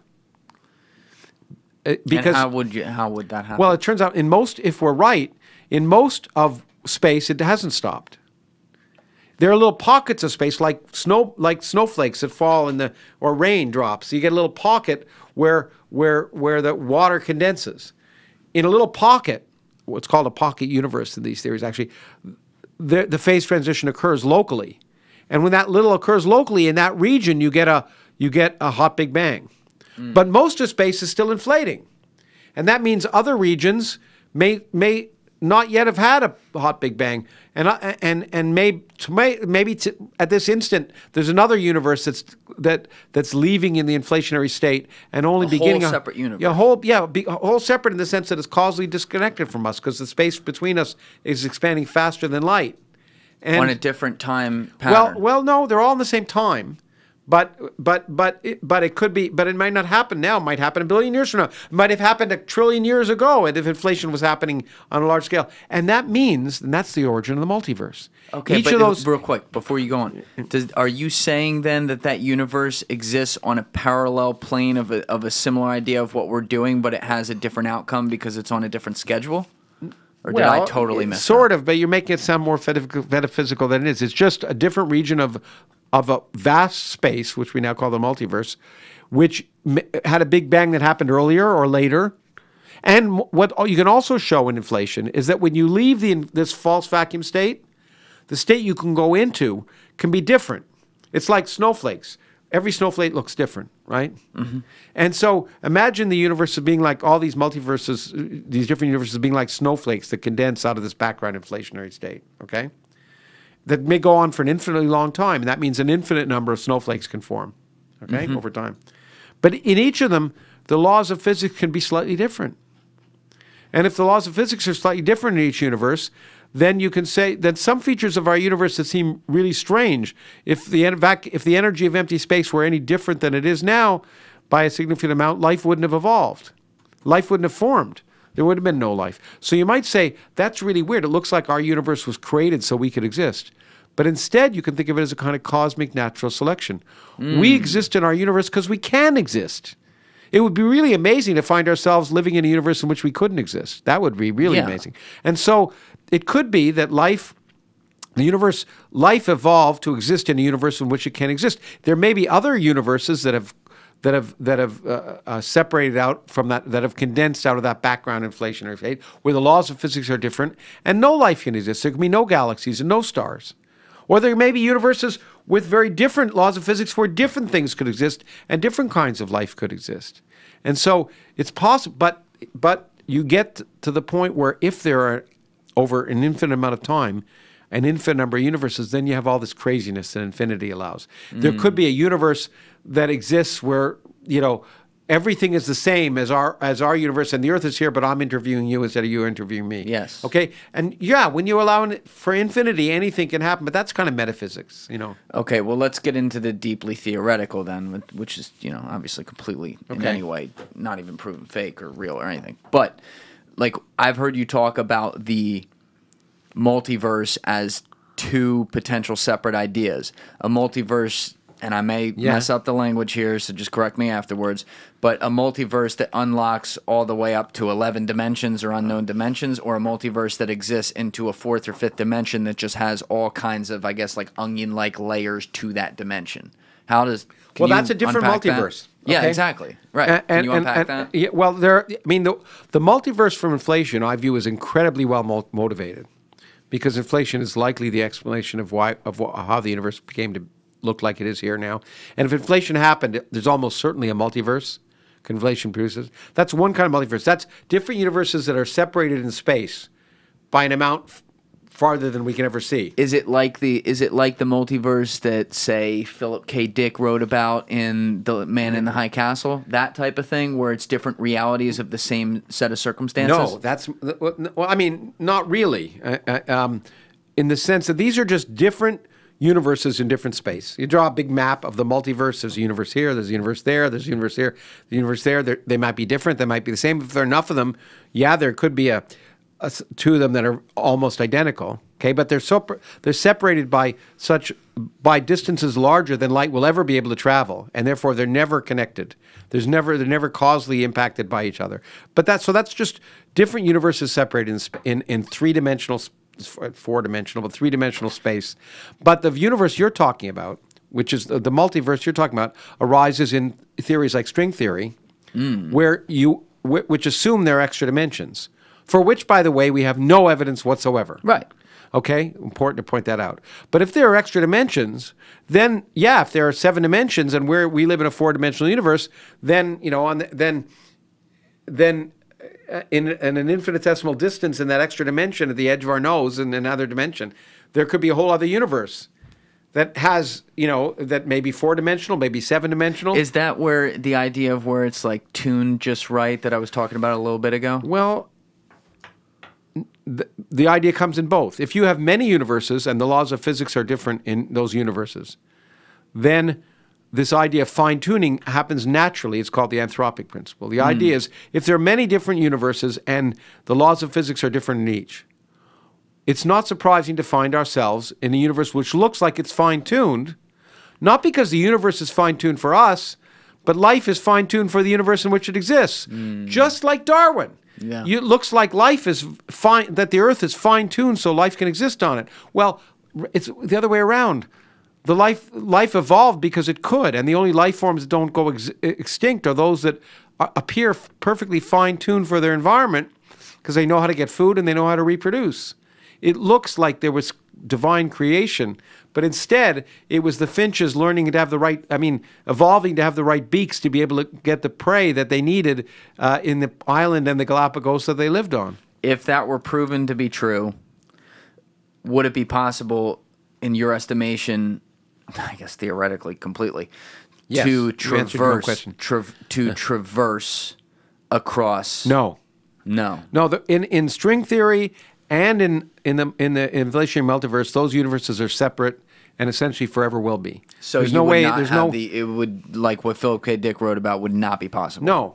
Just like the many universes in Star Trek. You know, in quantum mechanics, some people like talk of many worlds theory. It's usually bullshit. But I mean, the languages, the idea, I know where it comes from. But the point is, you never can jump between those. It's a law of physics that you're stuck on one quantum trajectory. So are you saying there's no such thing as time travel? That's No. making a stretch. No. I'm Okay, saying it's so why extremely not? unlikely. Extremely unlikely, but that's not a no. But as I you don't said. need another. One of the resolutions of the time travel grandmother paradox is that I got to go into another universe. Right? The grandmother paradox. You go back in time and kill your grandmother before your mother was born. I don't know why you do. You're sick. But that would create a different. Hold on. Okay. Yeah, but let me explain to people who don't know why that's a problem. Okay, you kill your grandmother before your mother was born. That means your mother was never born. But if your mother was never born, then you were never born. If you're never born, how did you go back in time and kill your grandmother? Okay, that's a problem. Gives you a headache if you're a physicist. Okay, that's why most physicists don't think time travel is likely. But one of the possibilities that's been proposed as way out is somehow when you go back in time and kill your grandmother, you end up in a different reality than a different plane of existence, if you want, than the one before you traveled in time. So in that universe, it's like all the Star Trek episodes. You change the future, you change the past, the future changes. You come back to the future, it's a different future. Okay, and See, that's where you have an issue. and that that. And who knows? But given the laws of physics as we understand them, time travel is extremely unlikely. I wrote about this in my book, The Physics of Star Trek, and Stephen Hawking wrote the foreword for that book for me. And he had Shout said, out Steve, R.I.P. He had said that time travel is impossible because we'd already be inundated by tourists from the future. In fact, he had a party. But once. would you know it? Well, here's what he did. He said he had a party and he invited tourists from the future to it. No one showed up. What if they? What if they did show up? No, but they didn't. And so. How do you know they didn't? Well, because Can you prove it? They didn't have any. No one drank the punch. But or did they? And it still remaed gravitationally I there. came up with a better argument against it. Okay, I let's said hear it. you can't say time travel is possible because because the tourists of the future would all go to the 1960s and no one would notice. You weren't around in the 1960s, but Yeah, I it was a hell of a time, I heard, Yeah, I but- know, and so that would be the place. They wouldn't want to visit now; they'd visit the 1960s, and no one would have noticed if they were weird. And so, but anyway, the point is, time travel produces a lot of paradoxes that physicists haven't resolved, and we don't have any. And all of the theories, as we understand them, don't allow you to create a configuration that would allow time travel, even though general relativity allows for it in principle. And the question is, do the quantum properties of gravity allow you to create the conditions of time travel? And the answer is we don't know. It's an open question. So it's not impossible. But if you go, so I had the great Michio Kaku in here, who I know you're a huge fan of.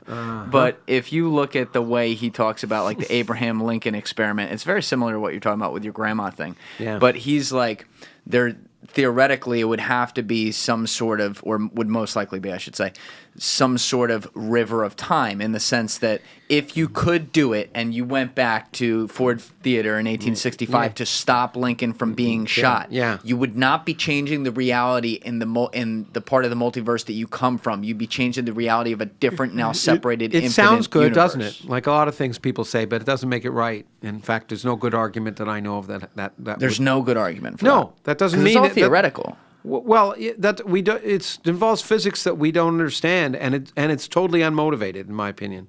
So yeah, it's possible, but maybe pigs can fly.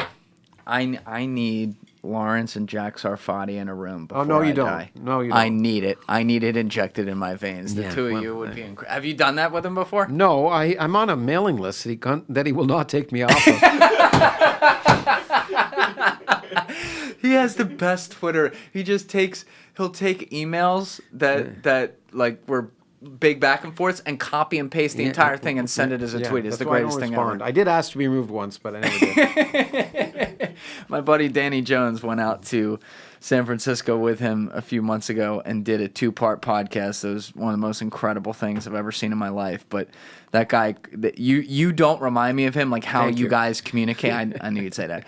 But some of the excitement you'll get or upsetment you'll get at certain things in science, that part's a little bit similar. I just think it'd be Sure. funny because you guys would have some obviously very different ideas about how things are. So it'd be Yeah, good to and get I'm you in the right. room. And you're right. He'll say the same thing. I'll be like, fuck Of course you. he will. Fuck Of course you, he I'm will. right. Yeah, of course he will. But anyway, people can be entertaining, but that doesn't mean they're right. That's true. Okay. But, and you should, and that works for everybody, myself included. sure. But when you're talking about this stuff, it does always go to, especially now with Twitter and the internet and everyone wondering about the meaning of everything and asking questions about what really is. All these questions of the multiverse and how it could work or things like that, they do always come back to aliens and extraterrestrial life. Well, and for some people, they always come back to it. They don't for me, but anyway.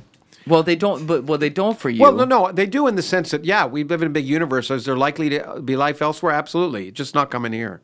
Why do you say that? Because everything we know about physics says there's no reason, there's no ability to do it, no reason to do it, and no evidence for it. But it's everything that we know about physics. What if there's No, you don't understand. Here's the point. Okay. There's a lot we don't understand about the universe. More we don't understand than we do. But there are some things we do understand. And what people don't realize is that no matter what we learn about the laws of physics a million years from now, if I take a ball and let it go here on Earth, it's going to fall according to Newton's laws. It doesn't matter what I know about quantum gravity. What is important is that the new physics that we learn in the future will not contradict the stuff that's already survived the test of experiment. It may mean that we have to refine it. So sure, Newton's laws have to get refined when you go very fast.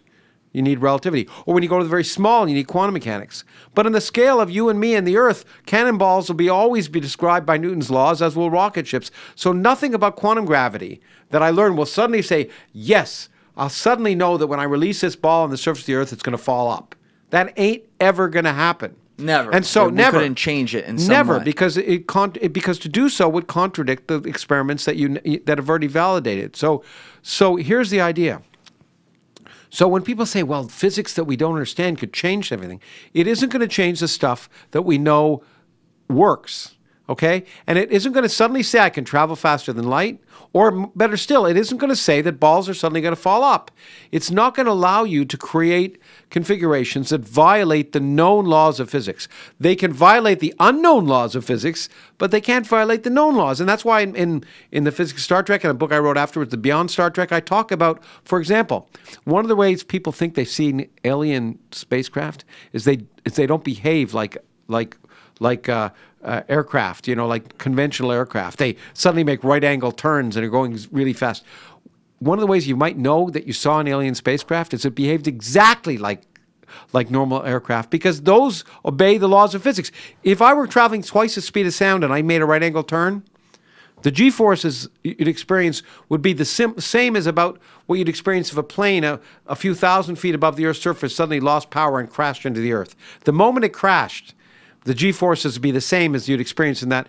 Planes don't look good afterwards. Now you might say, okay, well they have advanced materials that don't Materials. Okay, yeah, but maybe the aliens inside, forget the materials. The aliens inside wouldn't look very good. I mean, in the physics of Star Trek, I pointed out that every time Jean-Luc Picard said engage, he was committing suicide, because even he wasn't traveling a warp drive, just impulse drive. Let's say you're in a Tesla. And I'll get paid by Elon Musk for saying that word. All right. Yeah. No, anyway. I hope he's paying well. Yeah. He can afford it. Yeah, anyway. Let's say you're in a Tesla and you're in Ludicrous Drive, okay, which I've unfortunately been in once. But and you get pushed back in your seat, right? So if I'm accelerating forward at the same rate as I would accelerate downward if I jumped off a chair, okay, I would be pushed back in my seat with a force called 1g, equal to my own weight. Mm-hmm. If I'm accelerating at twice that rate, I get pushed back with a force of 2g. So I would feel as if I was twice as heavy. Like, okay, 3g's, I feel like two people were sitting on my chest, okay? Some people are used to that, others aren't. But the point is that's about the maximum rate of G-forces that people can experience for a long time. Up to 10 G's before you be unconscious. The Apollo astronauts appeared, but the space shuttle astronauts 3 G's. Okay. But what if they've figured out things that can just hold on a second. All right. Okay. I'm holding. This is a force, right? So 700 G's is like a 35-ton weight hitting you. Okay. That's a lot. I can tell you that no matter what you tell me about quantum gravity, if I take a 5-ton weight and I slam it into you, you're not going to be talking to me about quantum gravity after it happens. Right. Okay? And so that's the kind of stuff I'm talking about. So why would you invent something, even if you could, that would effectively destroy everything in it? What's the point of having a sudden right angle turn except to get people to make interesting UFO stories? Okay? And not only that, if you're developing an alien spacecraft to come visit the Earth for some reason, since no one knows we exist beyond 100 light years from now, 100 light years away, because we've only been emitting radio signals for 100 years or so. So no one on a star more than a few hundred light years away knows there's intelligent life on Earth anyway. But they could want to go out and look if they're way far ahead. Yeah, I know. Yeah, I could look at it's a big galaxy. Right. So let's say huge. by accident they stumble upon us, right? They've built a spacecraft that spends 99.9999% of its time traveling through space. But they develop something like a flying saucer, which is meant to be aerodynamic in the atmosphere of the Earth, which they didn't even know was there till they get here. But why what would if they have design other things that they could simulate to do that? But why would they design a spacecraft, a flying saucer, if you wish, which is not the most effective way of traveling through interstellar space?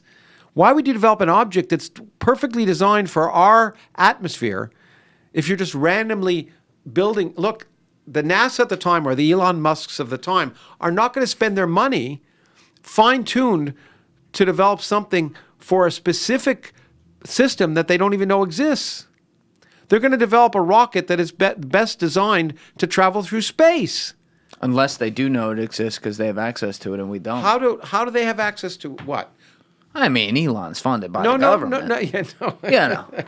No, but the point is, the laws of physics tell us. Here's the thing: if you wanted to travel to the Earth if you wanted to build, use warp drive, and there it looks great. Okay, fine. What is this? The Nimitz? Yeah. That you're pulling up the video on the screen. Yeah, great. So how do you explain this? I don't have to explain it. Why don't you have to, Lawrence? No. You have to explain it. I can just say that whatever it is, it ain't an alien spacecraft because any possibility other than an alien spacecraft, given the laws of physics as we understand them, is more likely. As Richard Feynman once said, aliens and UFOs are more likely due to the known irrationality of humans than the unknown rationality of aliens. Because anything I could see... Wait, say that again? Aliens, UFOs are more likely exist in our minds due to the known irrationality of humans rather than the unknown rationality of aliens. You can see things that are strange. I could do the magic tricks I was going to do for you, and you would see things that are mystical and amazing, but I could tell you they're not happening. You're just you're fooled. Seeing is not believing.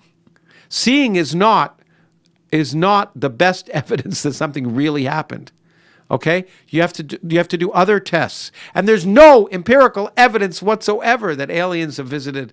I know you're turning it down because I'm speaking loud. No, it's good. But there's no empirical evidence that we've been visited by aliens. Moreover, the laws of physics as we know them tell us it's incredibly unlikely. If you wanted to travel here in a spacecraft like that, at anywhere near the speed of light from a star system, distant star system, you'd have to harness more energy than the power output of the sun.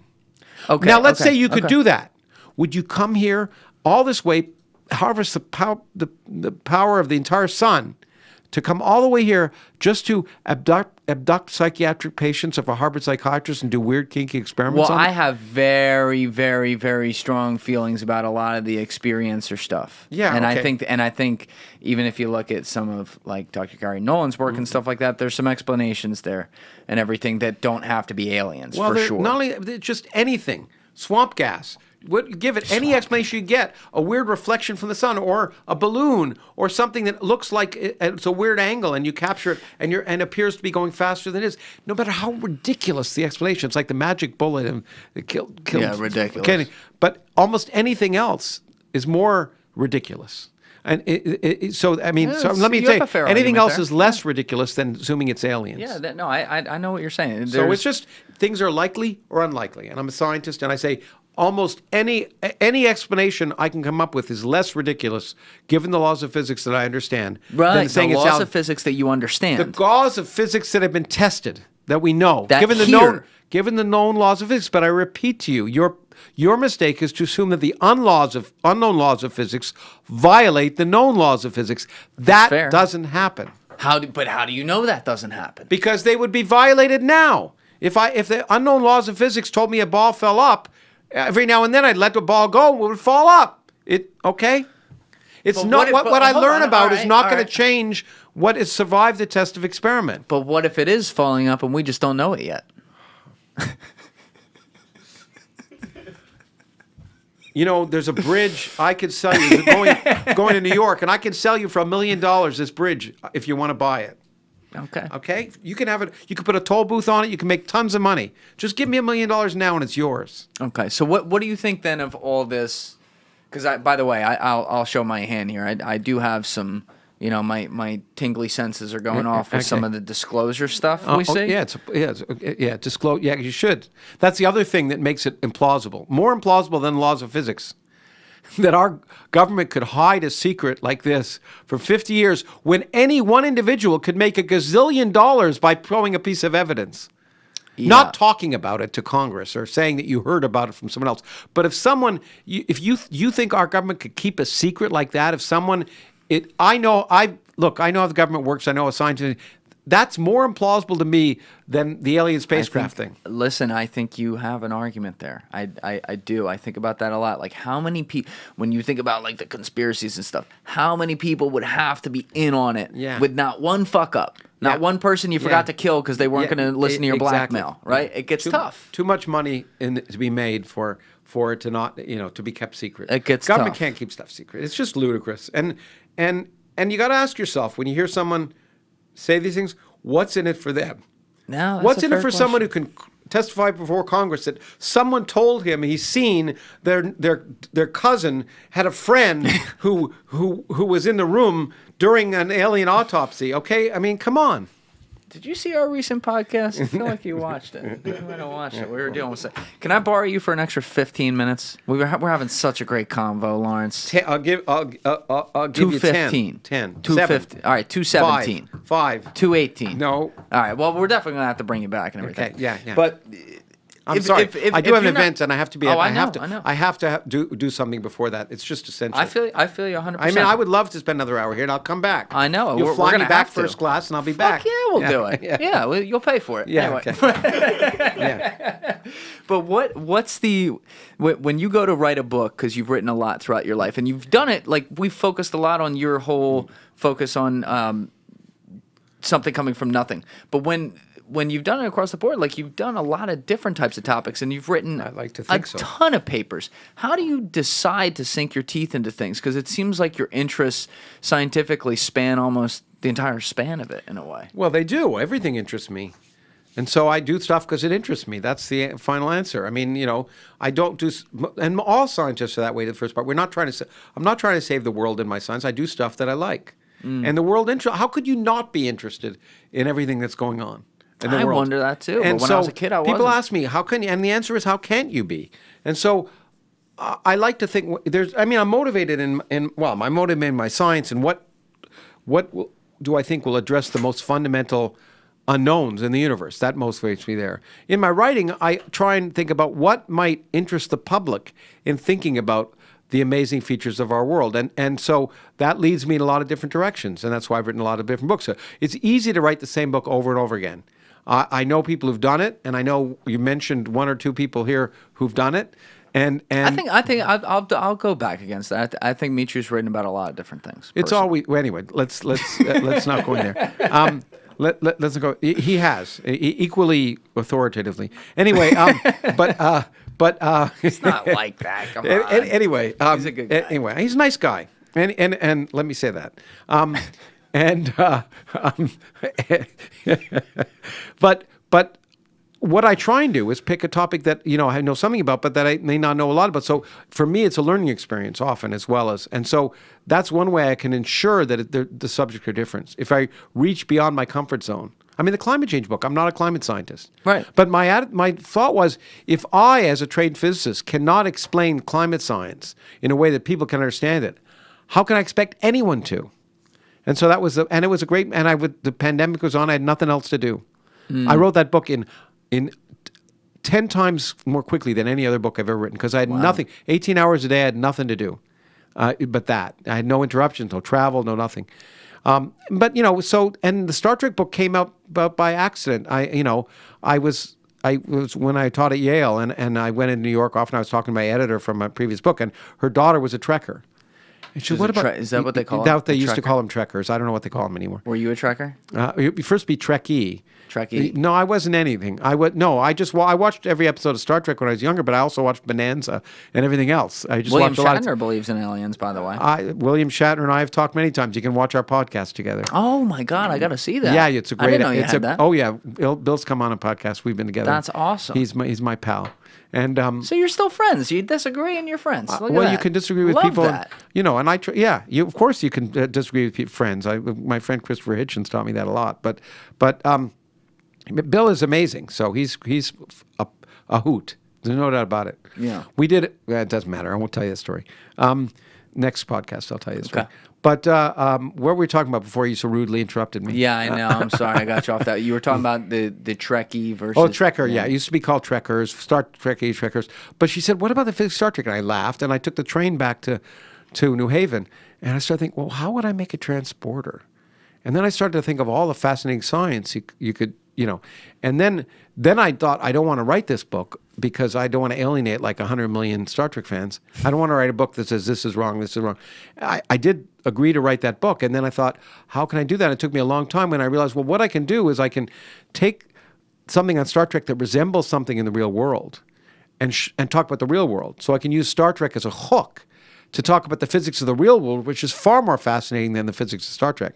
So I talked about time travel, talked about warp drive, I talked about lots of different things, transporters, and I use it as a hook because people are intimidated by physics. If you go to a party and you tell people you're a physicist, they'll say, "How about those Yankees?"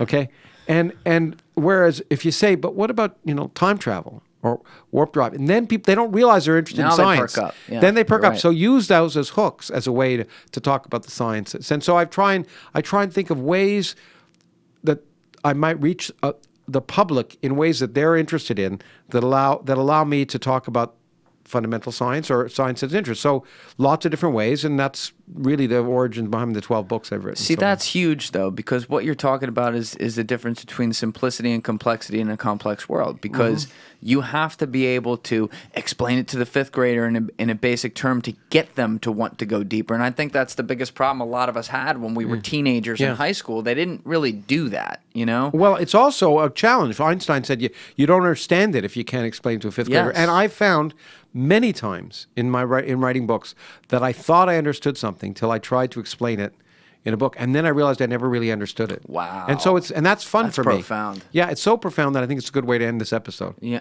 All right. I'm catching. I got one more question for you because you touched on it earlier. But have you done any work at all in the past that you're allowed to talk about vis-a-vis maybe consulting with NASA? I mean, there's nothing that I've ever done that's classified. Okay. So there's nothing that I've ever done that I can't talk about. So have you consulted with NASA? I have. Yeah. Well, I mean, what do you mean consulted with NASA? I have NASA grants. Whoa. I've also DARPA, which is a Defense Department agency, asked me to and a not friend of mine with Nobel Prize to look at various proposals for basically. Anti-gravity devices and show they were all wrong. Okay, I mean, so yeah, but show they were wrong. Well, I didn't. They wanted to know if any of it was on different things, but it was basically asked us to look at crazy proposals, and we looked at them and explained why they were crazy. When was this? 20, 30 years ago. You think all those sharks that are biting people might be DARPA sharks? That's like the working theory we have now. I don't know. Anyway, I don't know. But so I've never had. I was offered a job at Los Alamos, and I had to get it past a security clearance back then, but I didn't take the job. Okay. And no, I no interest personally in doing classified research. That doesn't mean I don't think people shouldn't do it. I just myself wasn't interested. Well, why do you think NASA? Obviously, like in the 60s. And NASA isn't. When I talk about classified, NASA isn't really classified. I'm talking about isn't really. No, NASA is a public government agency that every now and then NASA will work. Listen to me for a second. Every now and then NASA will used to with the space shuttle send up satellites that were Defense Department satellites, and so that mission was classified because they were working for the Defense Department. But NASA is not an agency. The whole purpose of NASA is to try and be open. In fact, that's why they had a commission that explored all the claims of UAPs. And recently, as you may know, although it doesn't get as much publicity as some guy talking about Congress about his best friend's wife's brothers, they just you can see it on the internet. You watch the NASA report on UFOs, and they'll say there's no evidence. Wait, NASA said this? Yes. When did they say this? You see, that's the point. It's not about 2 months ago. Really? It was headed by a friend of mine, a guy I've written papers with, David Spergel, who was at Princeton, is now at. But could they just be covering it up? No, the whole point is: do you not think that they would want to be more famous? You would have heard of them. If they wanted to be more famous, they could have said maybe they don't have a choice. There it is. Okay. NASA report finds no evidence that UFOs are extraterrestrial. September 14th. NASA's independent study team released its highly anticipated report on UFOs on September 14th, And believe me, they would have loved to find evidence for aliens. All right, hold on. Scroll down where it says bottom line. Bottom line, the study team found no evidence that reported UAP observations are extraterrestrial. But Lawrence, I need facts here. I need data. This is just an article. You know what I mean? Well, the point is, it'd be great. Find me some data that they're extraterrestrial. And that's fair. I do and there think isn't that's any. fair. And the fact that there hasn't been for the last 60 years, in spite of all the claims, is good evidence that there isn't any. Well, why have we lost interest at NASA and in pop culture and things and I don't mean to say like oversimplified, but as simple as going to the moon like we did. Well, 50 then years ago. NASA hasn't lost interest in it. It's still doing it. In my mind, it's largely a waste of money, but it's still. Why is it a waste of money? Because it involves people. I mean, I shouldn't say it's a waste of money. I think the moon is actually a reasonable destination for NASA to consider going to. But what you have to realize when it comes to science, the best science NASA doesn't involve putting people into space. And there's a simple reason. If you put a person in space, 99.999% of the cost is devoted to keeping them alive. Yeah. Okay? You put a rover into space. As I like to say, you could send a rover to Mars for the cost of making a movie about sending Bruce Willis to Mars, okay? And so, on the whole, we can do so much more science and so much better science without putting people in space. That doesn't mean we shouldn't put people in space. There are other reasons to put people into space. Adventure, national priorities, national esteem, and maybe to some extent, industrial arguments. But from the point of view of understanding fundamental science, the best science NASA's ever done and probably will ever do doesn't involve humans. Well, do you think that's why a lot of it involves humans on the ground, not in space? Do you think that's why part of it is now it's moving to a lot of potential private research with that? Like you see Jeff Bezos trying to do this stuff? I'm all in favor of people spending their own money on that kind of thing, private money. And I was involved in a Russian billionaire spent a lot of money trying to think of a way to send an object to a nearby star at a fair fraction of speed of light. And Stephen Hawking was on the program, so was I. It's called Breakthrough. Which billionaire? Yuri Milner. And he's funded Breakthrough Listen, Breakthrough, and I was on Breakthrough Starshot. And I thought it was really neat because you'd explore the limits of technology. Unfortunately, at every meeting, I became more pessimistic about being able to do it. But I'm happy to have billionaires spend their money on that kind of stuff. All right, got it. Well, Lawrence Krauss, I really appreciate you coming here. Thank you. Where can people get the best information about you? Twitter? Twitter, misinformation and information you'll find on Twitter. You can look at my website, lawrencemkrauss.com, or the Origins Project Foundation, which is the foundation I run. And you have the podcast, too. And exactly. I was going to say the podcast, which you can see ad-free on our Substack site, Critical Mass. You can go to YouTube and look at the Origins Project Foundation. Yeah, you got a lot of amazing people on there. Yeah, I'm really lucky, and including Bill Shatner. So you see. Oh yeah, see, I got to go see that. That's awesome. Yeah, but listen, thank you so much for doing this. I definitely got to do this with you again. You are entertaining as hell, man. Thank you very much. It's been a lot of fun. Everybody else, you know what it is. Give it a thought. Get back to me. Peace. Thank you for watching this episode, guys. If you haven't already, please smash that subscribe button and hit that like button on the video. It is a huge, huge help to getting our videos into the algorithm on YouTube. So thank you to everyone who does that. And also, if you don't already follow me on Instagram, you can get me at Julian Dorey Podcast for daily exclusive clips that we put out from the show, or on my personal page at Julian D. Dorey. The links are in the description below. See you guys for the next one.